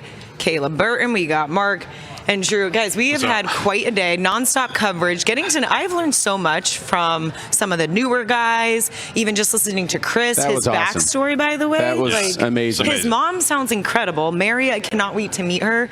Well, she doesn't want to meet you. Yeah, and that's okay. So far, she deserves to be on camera. But I've learned Joe Mazzulla didn't miss me, and Mary doesn't want to meet me. Maybe Payton will. All right, here we go. What's up, P? Pritch, please. What's up, Payton? How you doing? Good. How about you? Good. How's the off season been for you? It's been good. I have a question about the offseason, and I'm going straight into it. Okay, let's get it. Did you really shoot a 65 on the golf course? No, that was net. Okay. Yeah. Net, yeah. That's called false advertisement. He just put it out there. Mark, you just need to know how golf works. Move the mic a little bit closer to you. There we go. Yeah, thank you. But I can vouch. This guy's a pretty good golfer now. And I'm solid. You were ranked number 2 in Baylor's list. Sam than you. Behind Sam. On the team. Is that valid? Look how mad he is about that. He wants to be number 1. I know you. I played with Sam the other day, but we won't say who won. I'm just kidding. Net or gross? Sam was he came off a hard workout, and I was kind of dealing with a little ankle injury at the time, so I was kind of fresh, and we were. You know, after you play and lift a day, your back can get a little tight. Give him credit. That's how I feel right now. No, Sam's actually he's 10 times better than me, but it's something to reach for. When do you How did I know you were going to go there? That's You can catch him in what? Does. Next off season? Like what's the? Yeah, potentially. Okay. How's your ankle? It's good now. You all right? Yeah. Okay, good. Just a little tweak playing, so nothing crazy. Playing golf or playing basketball? Basketball. But you always deal with that as a hooper. Sometimes it's gonna happen. Yeah. I'll be totally honest, guys. I was dubious of some of the scores I saw Payton posting, and then I went out and played with him at the foundation. Thank you for having me at that, by the way. Payton Pritchard Family Foundation golf event. It was a great time, and the dude can swing a club. Really? Love it. He's a good player. I mean, I knew you were an athlete. You didn't start playing until what? Like this summer? Yeah. Oh, this was the first summer you started playing. Yeah. Wow. You and Bronny. And LeBron all started this So for the starters, I actually did pick it up in the off season, but it's rough. What's the advice to just start things off in golf? Yeah. I gave up my basketball dreams after college, so we don't have to go there. I mean, I'd have to see your swing first. Like, do you have a baseline at least? I don't even know what that means. Is that okay? Look, Yeah, there's. Drew knows. We played with somebody at the foundation tournament that's never picked up a club before, and it can be a learning experience. Yeah, exactly. That's the way to look at it. It's a real positive way to say it. I need to see what your grip and how you even swing it. It's room for improvement. The interlocking grip. Yeah, the interlock. I have to twist my hand, apparently. My brother has been helping me out. Drew actually has a really nice swing. Okay, Drew. Thank you, P. Thank you. It doesn't really work, but as long as it's aesthetically self-deprecating. Hey, the real answer, though, Breezy, is if you want to be like Payton Pritchard, be good at golf right away, be an amazing athlete, and be maniacally competitive. Because I feel like at least the second one. I don't know about the athlete part, but yeah, but like competitive, you'll want to be good. Look at these Oregon teammates, right? Yeah. Speaking of the Ducks, look at the Ducks. He just told us a story about when he first met you. And I can't remember who. Do you guys remember the name of the point guard that was starting? I know you remember the starting point guard. Casey Benson. Yes. So he said that the first thing you said to him was like, "That's not going to last long. Like I'm about to take his job." And then, sure enough, by the middle of the season, there you are. Where did this maniacal, competitive nature come from? I mean, probably from my family. Both my parents were obviously high Division I athletes. Played at Oklahoma. My mom gymnast, dad football. So, growing up, I was in a household full of athletes that even when I was young, I competed against them. Could be running a sprint, playing my aunt one-on-one. Like even at a young age, she would beat me down and I would cry. So it just was like, just at a very young age, I wanted to win at everything, playing in the cul-de-sac or whatever. So. But it's definitely helped me to get to this point. So now we got to get the other side. What was your first impression of Chris Boucher when you met him back in the day at Oregon? Well, when we first got there, I thought he was ridiculously talented, playing open gym and stuff like. I thought you were going to say ridiculously old, because he was like 4 years older than you. Yeah, he was definitely older than me. But Chris went to JUCO, and obviously he had he's had an interesting path. Yeah, for sure. So, but super talented. But as a freshman going on that team, they were a lot of older guys that had just came from the Elite Eight.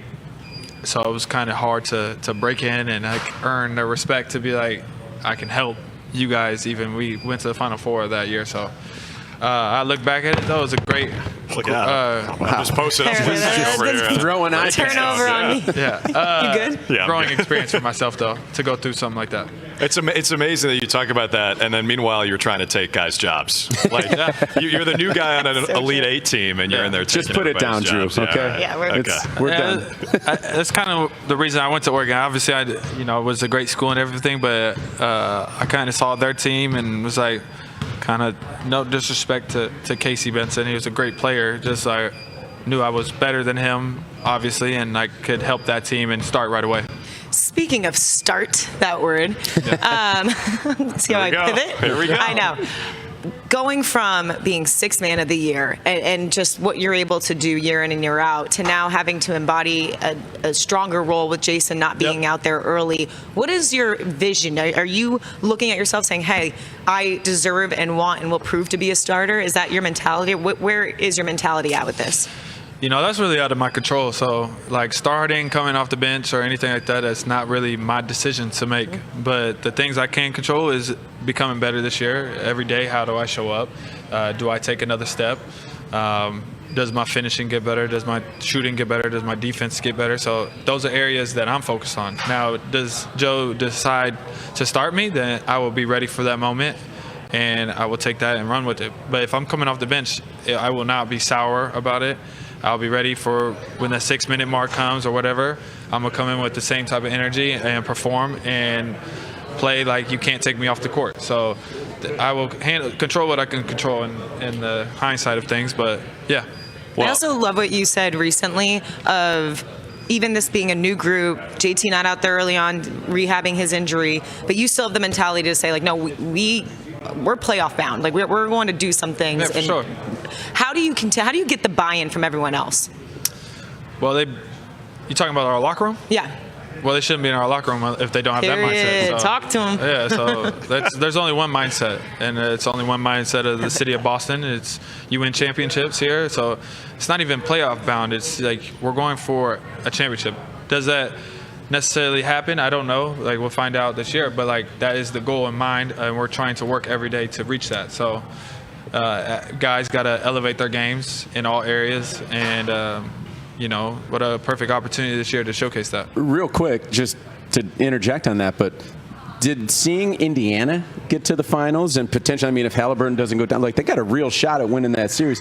Does that help with going into a year like this of, like, you don't have to be the favorites to get there and have a chance?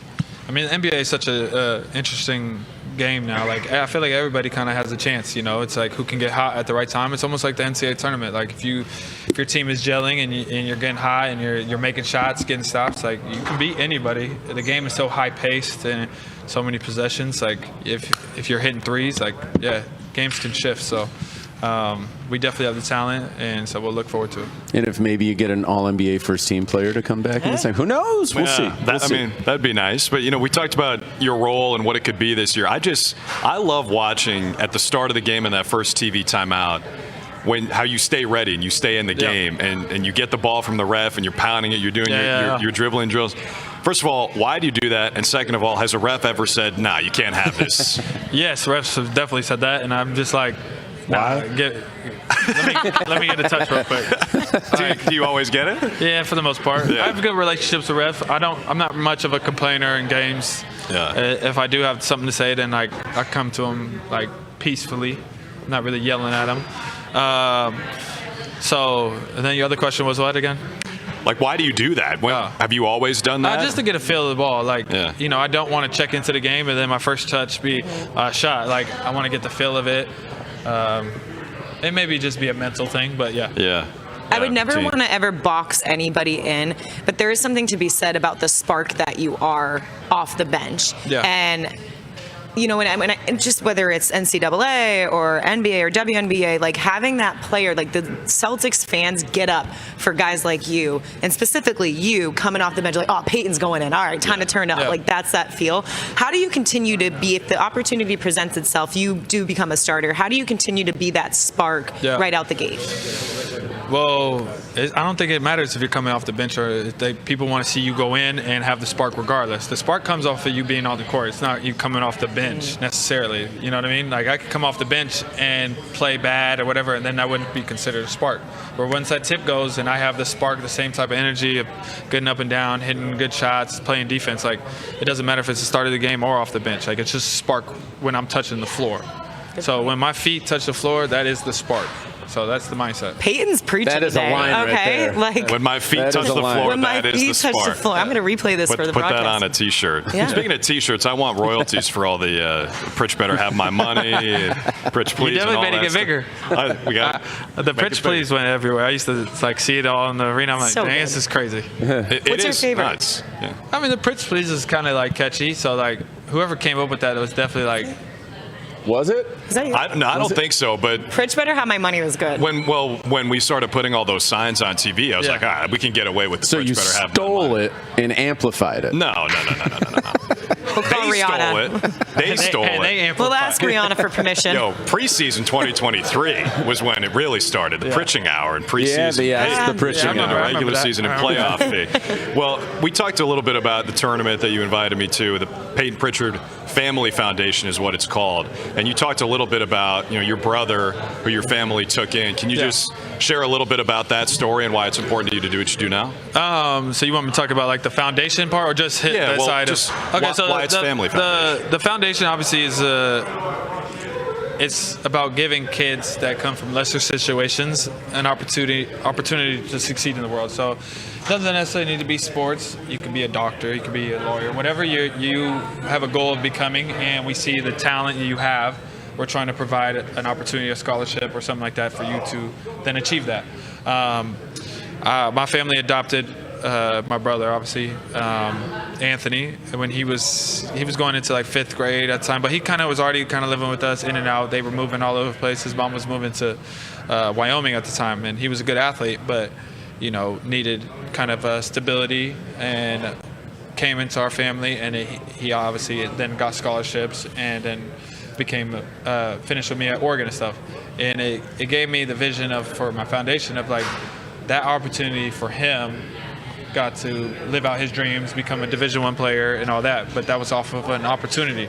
Some kids in this world are just as talented as many others. They just don't ever have the opportunity or the resources to reach their potential. So, that's the whole mindset behind it. It's just like, hopefully I can look back and like there's people that made it in different parts of the world or businesses or whatever that were successful off that scholarship. So that would be a dream come true. That's Thank you awesome. for sharing that. I'm glad you asked about that. Good for you, first of all, and second of all, it was really impressive when I heard that story because, to be honest, I think of Payton Pritchard, I think of one thing, and that's basketball. Because I feel like you have a one-track mind a lot of the time. Yeah. But to hear that, like, there's so much more to you than just the basketball, and that's really cool. And you could say the same thing about Jaylen Brown, right? Because we were just talking to him about his Twitch stream. He's got so much going on off the court. JB does a lot. He's so involved. So what's your relationship like with JB? Oh, that's like my big brother right there. So he took me under his wing when I first came into the Celtics. I played him in high school and stuff like that. We beat them both times. Of course you remember. Matter of fact, do you remember the score? We've been by like 12 one game. So, of course he does. Yeah. When did you play them? Was some national my junior year of high school, his senior year, they came to Oregon, played in a tournament. Cool. Yeah. Then we played got smoked. Yeah. We handled them. No, JB is one of my favorite teammates. Like I said, big brother, somebody that took me under his wing, and just really look forward to seeing what he does this year. You two are both going to have to expand your games a little bit, or at least show more of some areas of your games that you haven't had to before. A couple areas that stand out to me of things that you have done successfully as an undersized guard: rebounding, defending, and then isolation scoring. Yeah. Do you think those areas are going to need to kind of take a little bump this year? Or like, are those specific areas, or are there other areas that you think are going to maybe increase? Every area needs to increase. I just need to be better all the way around.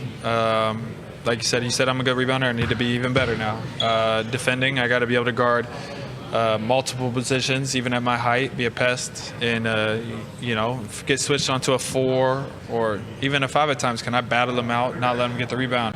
Playmaking, getting other people involved. I feel like, with JB, D. White, myself, even Anthony, like eyes will be on us. So like, how can I create for others being even off ball? Can I set a good screen? Like you see a guy like Steph Curry, like he'll set a back screen or he'll make a play that he didn't even touch the ball, but he got his team an open shot. So for me, it's just being better in all areas and just helping our team win at all costs. JB was talking about how he wants to play faster pace. Yeah. You game for that? What is your 100% mentality on that pace? Yeah, I like playing fast. I figured that would be a marriage. Get up and down. Yeah.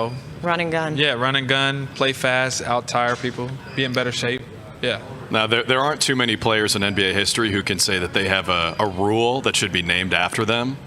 You have one now with the NBA heave rule. For those who don't know, a heave at the end of a quarter is now going to be counted as a team field goal attempt, not a player field goal attempt, which I think is BS, to be honest, because if you're not going to put that thing up, you deserve you deserve. Like, I just think that it's crazy. It's the easy way out for everyone. But that's what the majority is. It's thinking about their stats as opposed to what's going to help the team. For sure. I mean, how do you feel about the fact that rule changed? I mean, at the end of the day, it really doesn't matter for me. I was going to shoot him regardless. I just might be 2% higher three-point shooter now, so. There you go. Might go for 41. It's only good. It's only good for me. It might be 41 to 43 now. So, but everyone should have so much respect for the fact that Payton Pritchard does not care about the numbers. He just, if there's a chance, part of it is because I actually believed that I could hit him, and I think I've showed that. Like, I'm capable of hitting the long distance ones, even from like a three-quarter court. So, every time I put a shot up, even somewhere nowhere near going in, but when I put it up, I believed that it legitimately had a chance. You practice that? No, I never practice it. But just when you're in the flow of the game and like you put it up, like just have this confidence in it. You still get goosebumps when you think of or see the shot in the finals? It's when I see it, it is still mind blowing that like, dang, I hit that in that moment. But it's really crazy to see like the crowd pop. That was crazy. I've never heard a pop like that. That in that moment, everyone. Yeah. I remember being there. I'm like, punch. That's it. They got it. Yeah. What's it like from your perspective? Not only with the crowd getting up for that, but for everyone to believe that you, Payton, were the one to solidify that whole that championship and saying, "Hey, this is Well, I don't know. I mean, obviously, I was maybe the cherry on top, but our team was unbelievable that year. Our starting five was incredible, even without coming off the bench. So they definitely carried the heavy weight. Now, I came in and hit the shot. People remember that, but I was just the cherry on top. That's a nice way to put it. Everyone's going to remember it. Everyone's going to remember Literally that. unforgettable. Well, Pretty incredible. You get better every year, man, so we can't wait That's to see the what goal, you do this always. year. Gotta keep striving. Yeah. Well, I mean, Joel even said that the thing he loves about you is every season you add something new. Like Mark just mentioned it. What is that thing for this year that you're trying to add? Maybe just like, I work on so many different things, so I don't know what will come out the most when we start playing. So like, maybe it's playmaking at a whole different level this year. Like assist numbers could go way up. I'm definitely capable.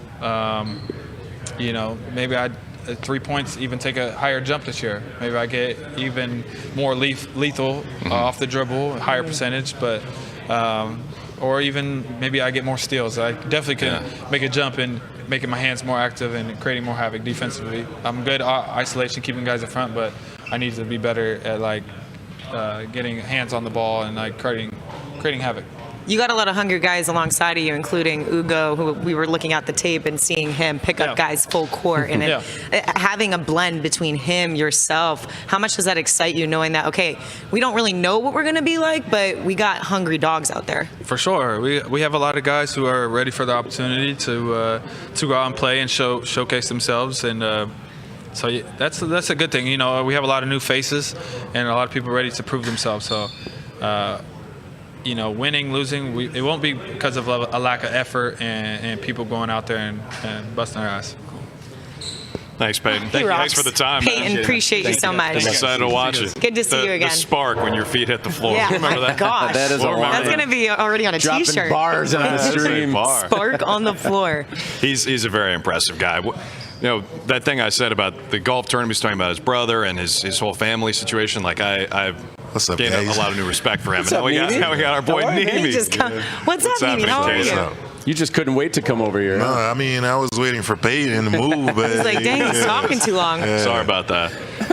How you been, man? Pretty good. I know you've been pretty good because what you did in Portugal is unbelievable. Yeah, it was fun. Fun summer. It was good to go out there and play with those guys again. I played it with majority of them growing up, whether it was youth national teams or playing against them. So it was a good experience to go out there and play for them and represent the country. So it was a great experience for sure. For those who don't know, at the Eurobasket, you helped Portugal to reach the knockout stage for the first time ever in the country's history. Just what did that? I see a smile coming on your face right now. Like, what did that mean to you to get the country to take that step? No, it means a lot because Portugal is really not known for basketball or. It's a soccer football country, let's say it, and it's good to see that we're finally growing. We're finally stepping into deeper waters. We're just reaching the surface of what we could be.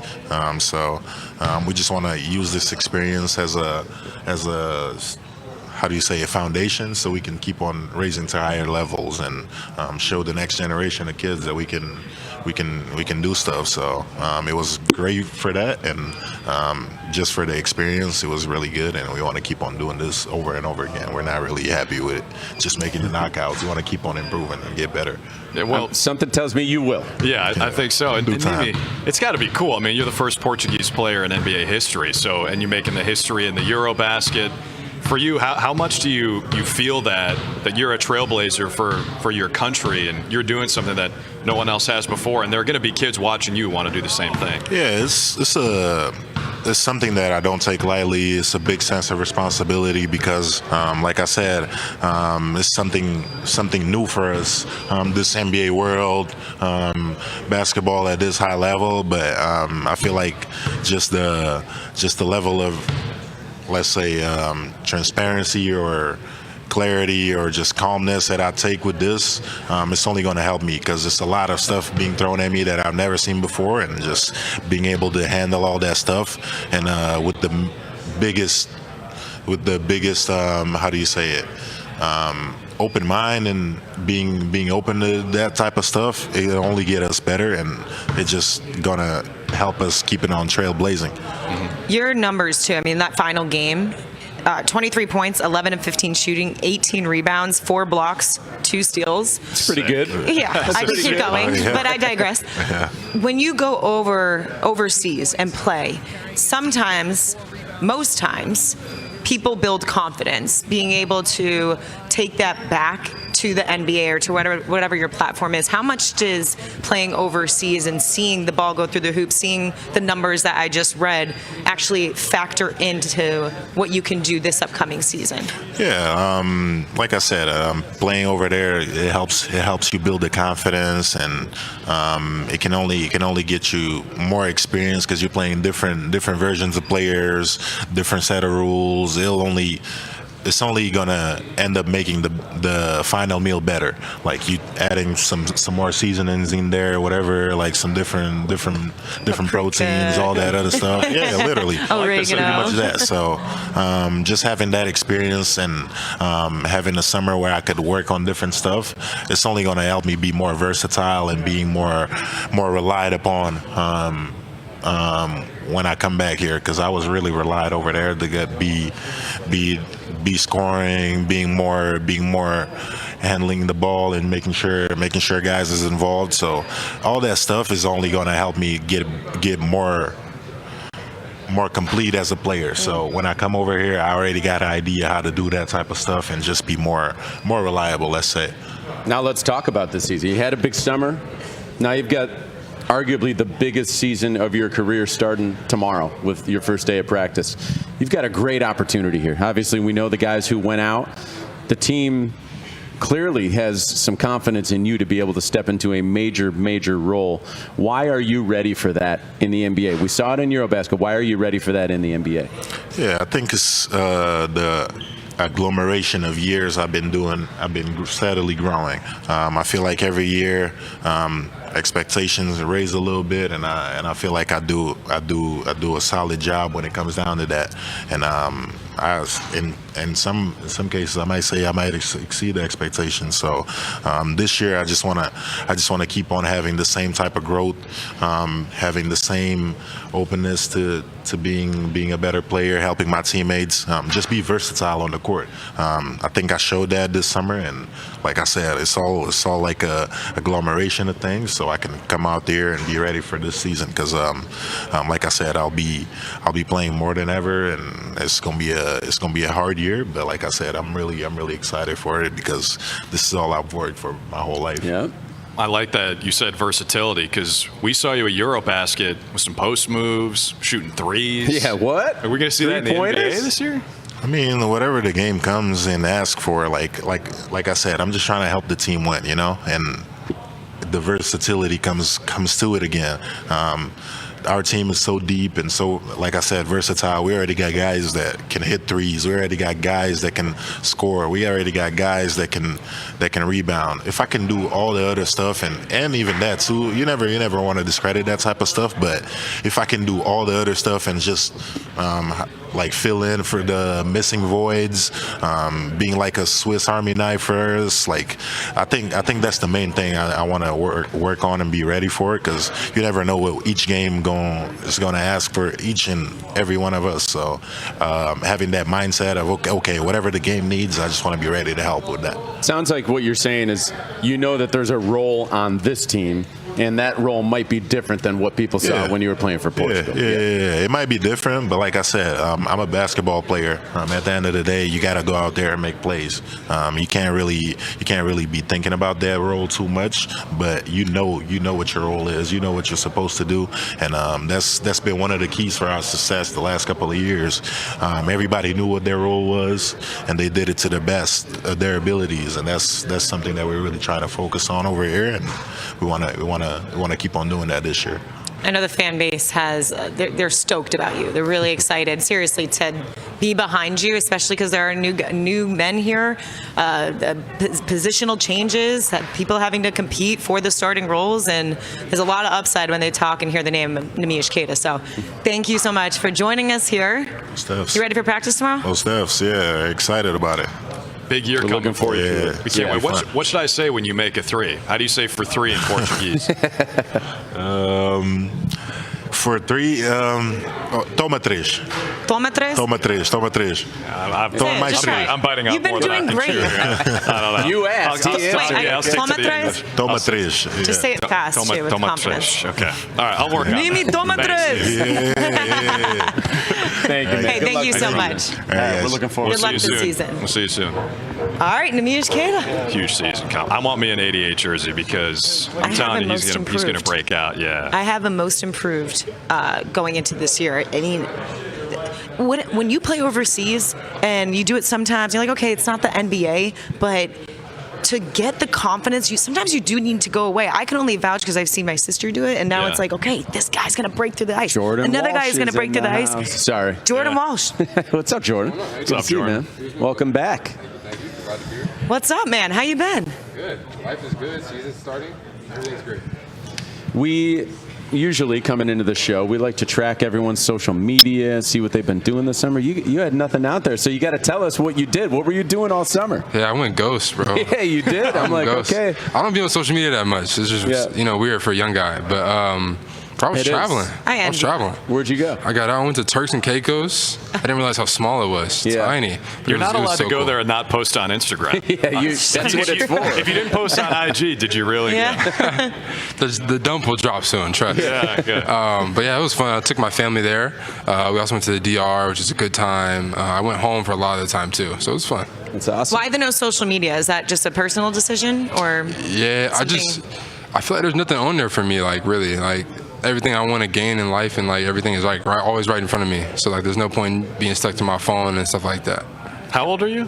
21. Right. I'm thinking Man, I can learn a lot from you. That's I have a amazing. time limit, and I still hit no Yeah, because I need ignore. more time, which is pathetic. Well, I read a couple years ago that Al Horford was showing. He gave you homework, right? Like to watch Boys to Men and some other classic movies. Yeah. Did you finish all your assignments? Yeah, all the ones he gave me. Yeah, I finished all the. Well, I take that back.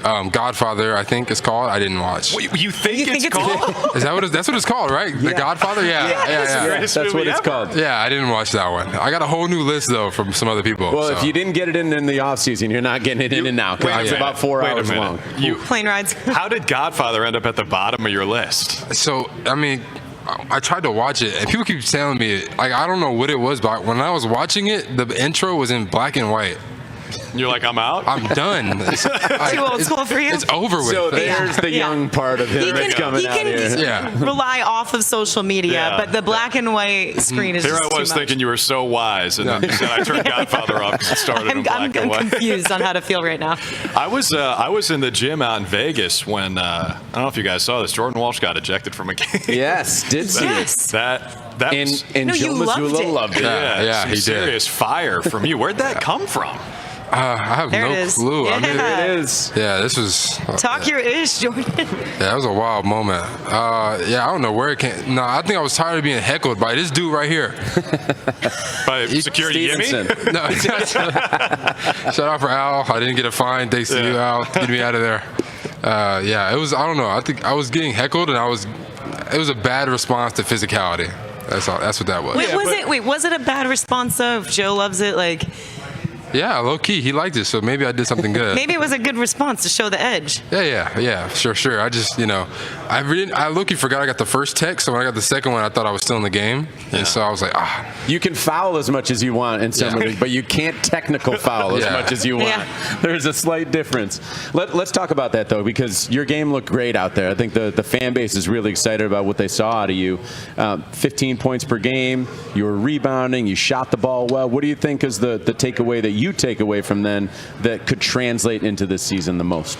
I think the biggest things in there in summer league was just running without the ball in transition. Like I feel like a lot of the time I had the ball in my hands, which is not how it's going to be. But I also feel like a lot of the time I was running in transition. Like Baylor was hitting me ahead, he was kicking ahead. I was getting dunks, I was getting layups, and then also just taking the open threes. Like I was super aggressive with my 3-point shot. Like every open shot I felt like I had, I was taking, and I was making them. So I feel like that that translates. 39% clip, something like that in the Summer League, if I remember correctly. I think the coaching staff would take that this season. No doubt, and especially with the new heave rule, it's going to be even better. We're talking with Payton. I think that rule is stupid because you should just take the shot anyway. That's true. We're rewarding cowardice for the season. But anyway, I digress. I mean, your three-point shot has gotten so much smoother. You look so much more confident, not just in Summer League, but I felt like this past season we started to see those strides. Where is that as you enter year 3?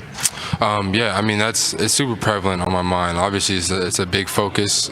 Making the game easier for the other guys. It's always the rule.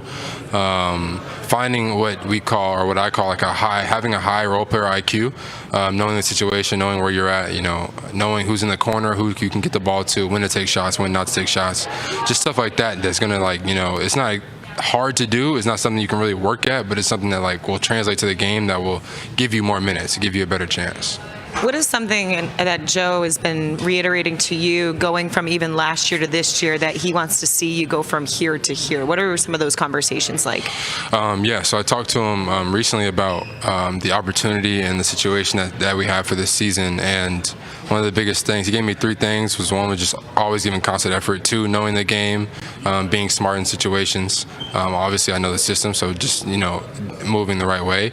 And then also playing with the kind of like what he called an IQ of a high IQ for confidence is what he called it. He used slightly different words. You smile, so I'm like, is it one of those phrases that's like, okay. A-hole confidence. Okay, I knew there was something more to that. Yeah. I can tell by your That's smile. honestly pretty tame. I think we just actually watched that on the film when you got ejected. That's A-hole confidence. Yeah. It also goes on the shirt. AHC. A-hole confidence. Going into the season, though, I mean, the door is cracked open more than it's ever been for you to really carve out a role on this team. I know that your approach probably doesn't change. You want to be the same person day in and day out regardless of the circumstances, but maybe mentally, does anything change there of actually seeing a light there that you can really go and attack and carve out a role?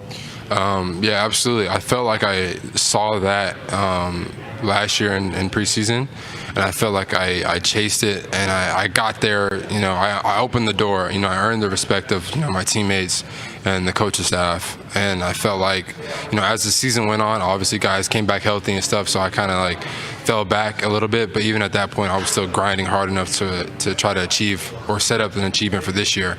And now that the opportunity is here, I definitely plan to go even harder than I did last year to gain and keep it, and then maintain it throughout the rest of the season.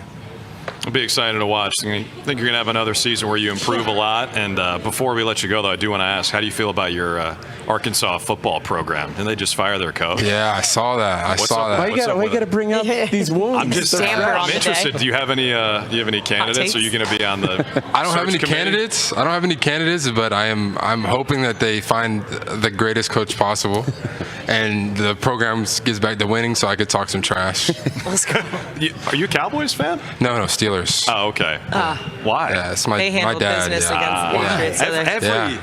Every Steelers fan is like, that's my dad. There's a story for everyone. They recruit. Steelers parents recruit. I know. And here's a product. That's all right. Well, congrats on your win yesterday. Jordan, appreciate you. Good luck this season. We're excited to see you do your thing. Jordan Walsh.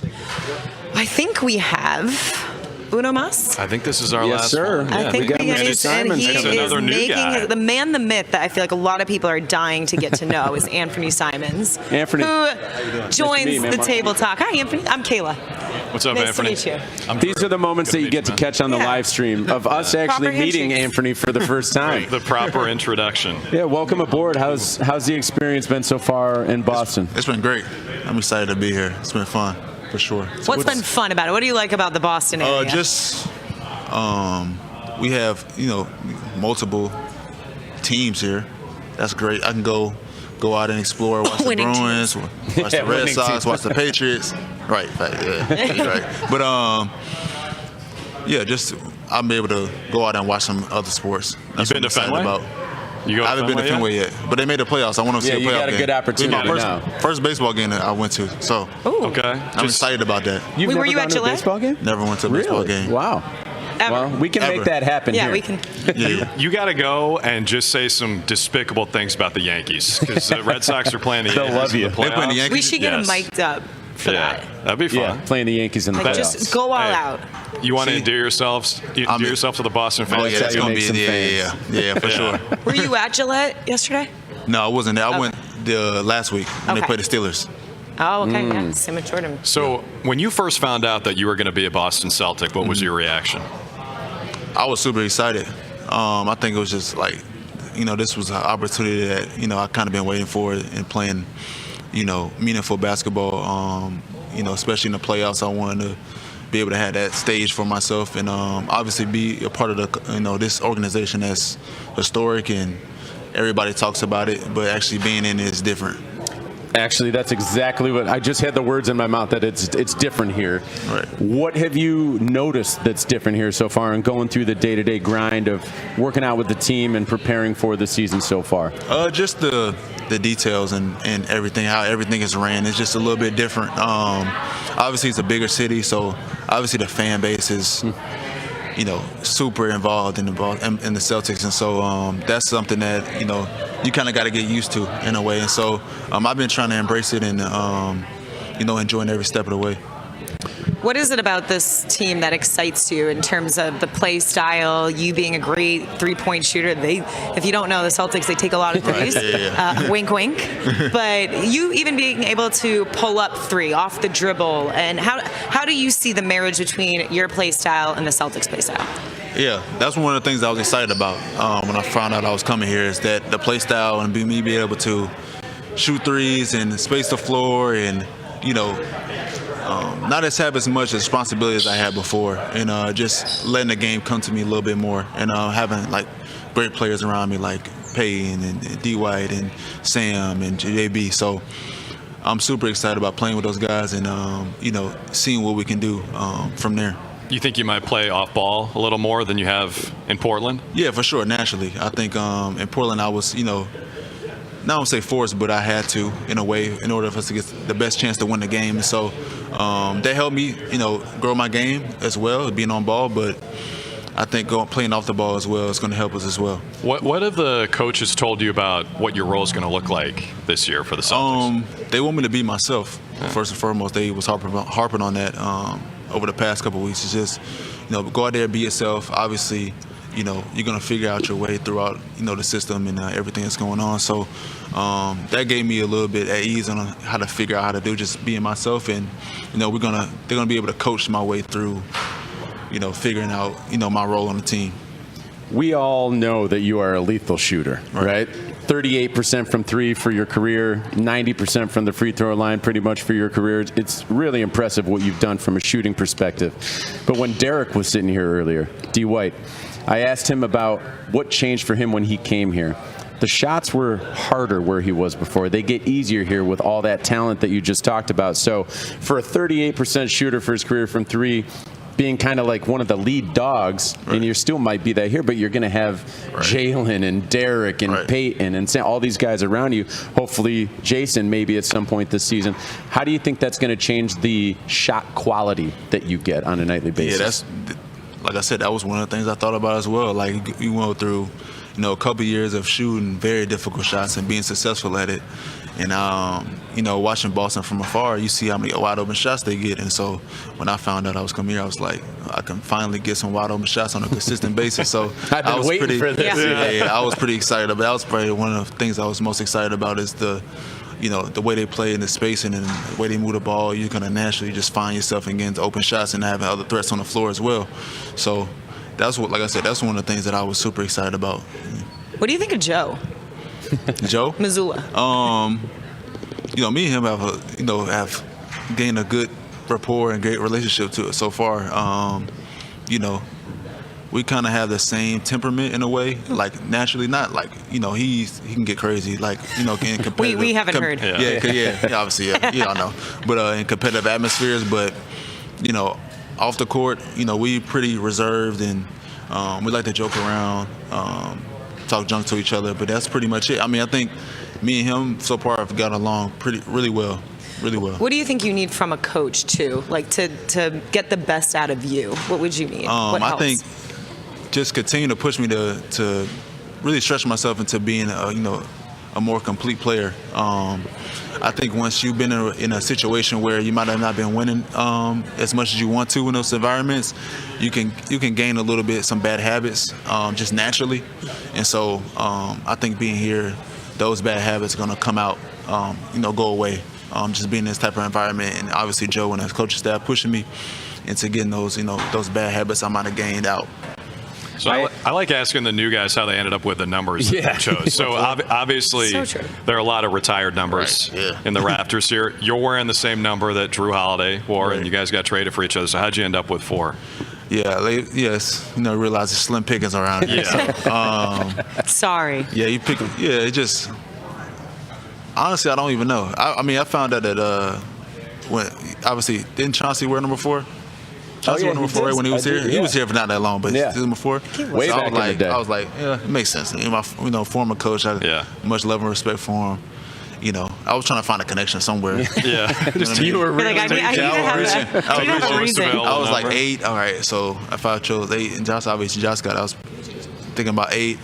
Marquise Daniels wore 8 here, and he's from Orlando as well. So I was like, and he went to the same high school as I did. Oh, so, I didn't know that. Yeah, so it was like, if I could choose 8, I'll choose 8 because of him. But 4, I found out Chauncey wore 4. I was like, all right, that's fine. Are you tight with Marquise? Yeah. Awesome. Yeah. I loved him when he was here. Yeah. Good dude. Well, I mean, you talked about Chauncey. Like, you guys did have a great second half of last year. Your defensive numbers were off the charts. What can you take from that push toward the end of the season you're going to apply playing for the Celtics now? Yeah, I think for that second half of the season, I think we got a little more chemistry on that end. And so that's what helped us, propel us into being, a top defense at the end of the season. But obviously here we had the standards are already set. And so I have to be able to gel and mesh into that. Obviously we got new players, so we're going to have to figure it out still. But I think the standards are already set, so I think it's always that you got to get in where you fit in kind of type of deal. How much are you looking forward to practice tomorrow? I always remember, before day 1 of practice, it's like, okay, Christmas morning, it's time to get going. It feels really good. Yeah, What's your approach to practice tomorrow? Obviously, they always say when I was, coming up, it changes as you get older into the NBA. Now it's starting to become just I don't say a normal day. Obviously, I'm on a new team, so it's still going to be a little bit excitement. But a lot of the young players, older players are like, you're past the jittery phase. Yeah, not the jittery phase, but preseason cool. Let's just get to the season. The real stuff. Yeah. That's how the team was the last couple of years about getting to the playoffs. Yeah, that's true. But it's first day of school, but you're in a new school. Yeah, right, that's what I'm saying. It's still Yeah. it's excitement because I'm in a new situation for the first time ever in my career. So. That's probably the most exciting thing about it. But then, obviously, practice is going to be always practice. Practice is not going to be easy, you know that. And so you're just going to mentally prepare yourself to, fight the mental game that goes into training camp. One thing I got to bring up while you're sitting here with us is that I asked Brad when he was sitting down, I was like, why Anthony Simons? Why is that the guy that you wanted to get in exchange for Drew Holiday? And he just raved about the way that you can make tough shots and you can score. You can make plays for others. I feel like some of us and some of the fans, we didn't get to watch you every day because you were kind of hidden out there in Portland. You're not on national TV all the time. Yeah. You're on the West Coast. How excited are you now to be here with a premier organization that's going to be on national TV throughout the season and be able to shine and show your skills, what you bring to the table in this Celtics uniform? Yeah, like I said before, that was some of the things why I was so excited about coming here is just being able to have that stage and being able to showcase my talents to the things that I've been working on for the past couple of years, maybe not been shown. So, and obviously, like I said, winning is some of the things that I want to do, especially this not late in my career, but I'm 8. You're in a few years. So old. Yeah. You're a vet. Yeah, I'm a vet now, I guess. But just having that opportunity to show my skill set and on the biggest stage, possible, and that I'm really excited about. Yeah, I think people are going to be pleasantly surprised. Not necessarily Celtics fans, but just in general of this guy's way better than anyone knew about. Well, I mean, we've seen that. Didn't you have 30 at the Garden? Close to it. I mean, Payton and Derrick both had 40. That kind of got outshined to Boston fans. really overshadow. Yeah, but I feel 9 like threes each. every time I see you play, you are so dynamic. It's really fun to watch. Now, just because you're new here, just to get some background. Are you named after Penny Hardaway? Yeah. Okay. Yeah. I figured. Anthony. And do you have a nickname? My nickname is my family names me Ant with a T. Ant. Yeah, some people ask, it doesn't make sense. And there's no T in the name. It's like, yeah, but it's yours. Yeah, I just say my mom came up with it. So you gotta take it over my mom. You might not know this sitting down at this desk, but that's the play-by-play voice, right? So if you got a nickname that you want to be called when you throw down a dunk or make a huge three, that's the guy you got to better submit have it my to. money stuff. Yeah, Pritch, please. This is the mastermind behind it all. It all comes come from up here. with something. We'll I get think you the your merch. Inferno is good. You like Inferno? Do you like that? People love Inferno. Yeah, I can tell you I just roll with it. But it's okay. You don't like it. It's okay. Inferno. It's clever. It's clever. You guys you're heating up in a hurry. But you can say Inferno. That's fine. Ant or Inferno. I'll accept it. Maybe we find a new one. Maybe. I mean, people might forget this, but this man won a dunk contest a few years ago. I forget that too. Ants can fly, I guess. Too much? You see? Might be a good one. Yeah, this is the dunk contest video right here. Hey. jersey. You forgot about that? Yeah. You were in a T-Mac jersey there, right? Yeah, T-Mac was my favorite player growing up. Okay. When he was with the Magic and you were growing up in Orlando? What's it like to have that on your mantle? That championship trophy? Honestly, I don't see it that often because it's back home at my parents' house. Okay. That's cool. It's not. It wasn't in a house in Portland, but I don't get to see it that often. But it's there. It's there. Every time I go back home, it's got to be good to know that you got it, right? Yeah. Is that something you do again? Dunk contest? Yeah. Probably not. Would you rather do dunk contest or a three-point shootout? I'd rather do 3-point. You're one of the rare guys who could actually win both. Both, yeah. I wonder if Nobody's won won both. You know that for a fact. Would you be down to do it? Both? For sure. All right. We're going to get our marketing team behind that. NBA. When he's improving the shot quality, I can imagine the numbers are going to go up and the NBA is going to come calling. We love it. All right. And really appreciate I'm going to start calling him. Great to meet you. Nice to meet y'all. Well, Nice good luck to this meet you. season. Thanks for doing this. Thanks for being here. Good luck. Started tomorrow. All right. It's quiet. It's quiet behind us. I know. It's gone. like the basketball stopped dribbling. Everyone kind of cleared out. I feel like I'm in my whispering voice. It's been more We've been than 3 live streaming, hours. by the way. Thank you guys for joining us for 3.5+ hours, maybe? Yeah. How's your back feeling, guys? I'm kind of hurting. I'm not gonna lie. If you guys have seen me nudging, it's because... Yeah, that's why. We're trying to stay loose. But no, this has been comfy. so much fun. I honestly, I know you guys have too, learned so much from a lot of these new guys, even in the just Jaylen Brown's mentality going into this year, Joe's approach. Like, it's been really cool. Mark, what's your biggest takeaway from me? Biggest takeaway is that I think, and listen, everyone feels this way on media day, right? Every team thinks they got a shot, but I truly believe that these guys think that they are going to far surpass what the outside expectations are. I think that they feel they are way better than a lot of people think, and I think the front court is going to be better than what a lot of people think. I love talking to Boucher, though. Like that was one of my favorite conversations I've ever had on this desk, and doing it for whatever 15, 16 years. That was really cool to hear his backstory and hear how confident he is that he's going to make a difference. I've always been a fan of his game too. He's flammable. He's like his own Inferno. He just doesn't have a nickname to match it. But he's an interesting guy. I always knew he was from St. Lucia and grew up in Montreal, but didn't know all the details there. And that's something that I think we'll dive into as the season goes on. But that's part of what makes our jobs fun, is we get to know the guys on a personal level. We get to hang out with them a little bit. And you get to see them beyond just what they do on the basketball court. So that's one of the things that's exciting about this season, is there are so many new people. It is like the first day of school, and you're meeting these new people for the first time. But then on the court, I'm with you. I mean, I think we all agree that this team is going to surprise some people, which is something they haven't had a chance to do the last couple of years. And for that reason, I think it's going to be a really exciting season. Can I say something on that note real quick, though? This is what I was going through in the offseason. And a lot of all the outside expectations, 40 wins, missing the playoffs, whatever. I'm like, how many teams in the East have a better, without Jason, have a better 1-2 than Jaylen Brown and Derrick White? And then you add Payton Pritchard onto it. Like, this team still has a ton of talent and a lot of the core that won that championship. So I really, I would say calm down, people. On the people on the outside who are maybe lowering the expectations for this team. I think this team is going to surprise a lot of. Yeah, one of the biggest us. takeaways for me too today was honestly like Baylor Scheierman's confidence. And we know we saw it at the end of the season, but I remember him sitting here our very first media day, my first media day. I was nervous. He was nervous. I was probably more nervous than he was. And yet, like, he was a little bit more quiet, and now he's like, hey, camera one, put it on me. Like, that's the best part of seeing I come these up, guys. I have my swag, and so to know that we're getting that juice and listening to it and experiencing it, like, on media day, having that translate into the season, like, that's the type of confidence. And for Payton to say, are you asking me if guys in the locker room, like, if they're like, are you talking to me about guys in the locker room being ready? They shouldn't even be here. Like, I love hearing that because that is, to Mark's point, the talent, I think, definitely is there. It's going to look different. But Drew, it's also, the belief, and having Payton and those guys like echo that, and that to be fostered in that locker room is going to help them tremendously. Yeah, there's no doubt that this team is made of the right stuff, and it starts at the top as it does with any organization. And we got to talk to Brad. Couldn't get him to tell us about the front court rotation, but that's okay. Couldn't get him to reveal when JT's coming back. I really thought you were going to go there. I was like, I would never. We'll keep trying, but it starts at the top. And the cool thing is, the top of this organization just changed. Yeah. But with the ownership nothing else has changed. But nothing else is going to change.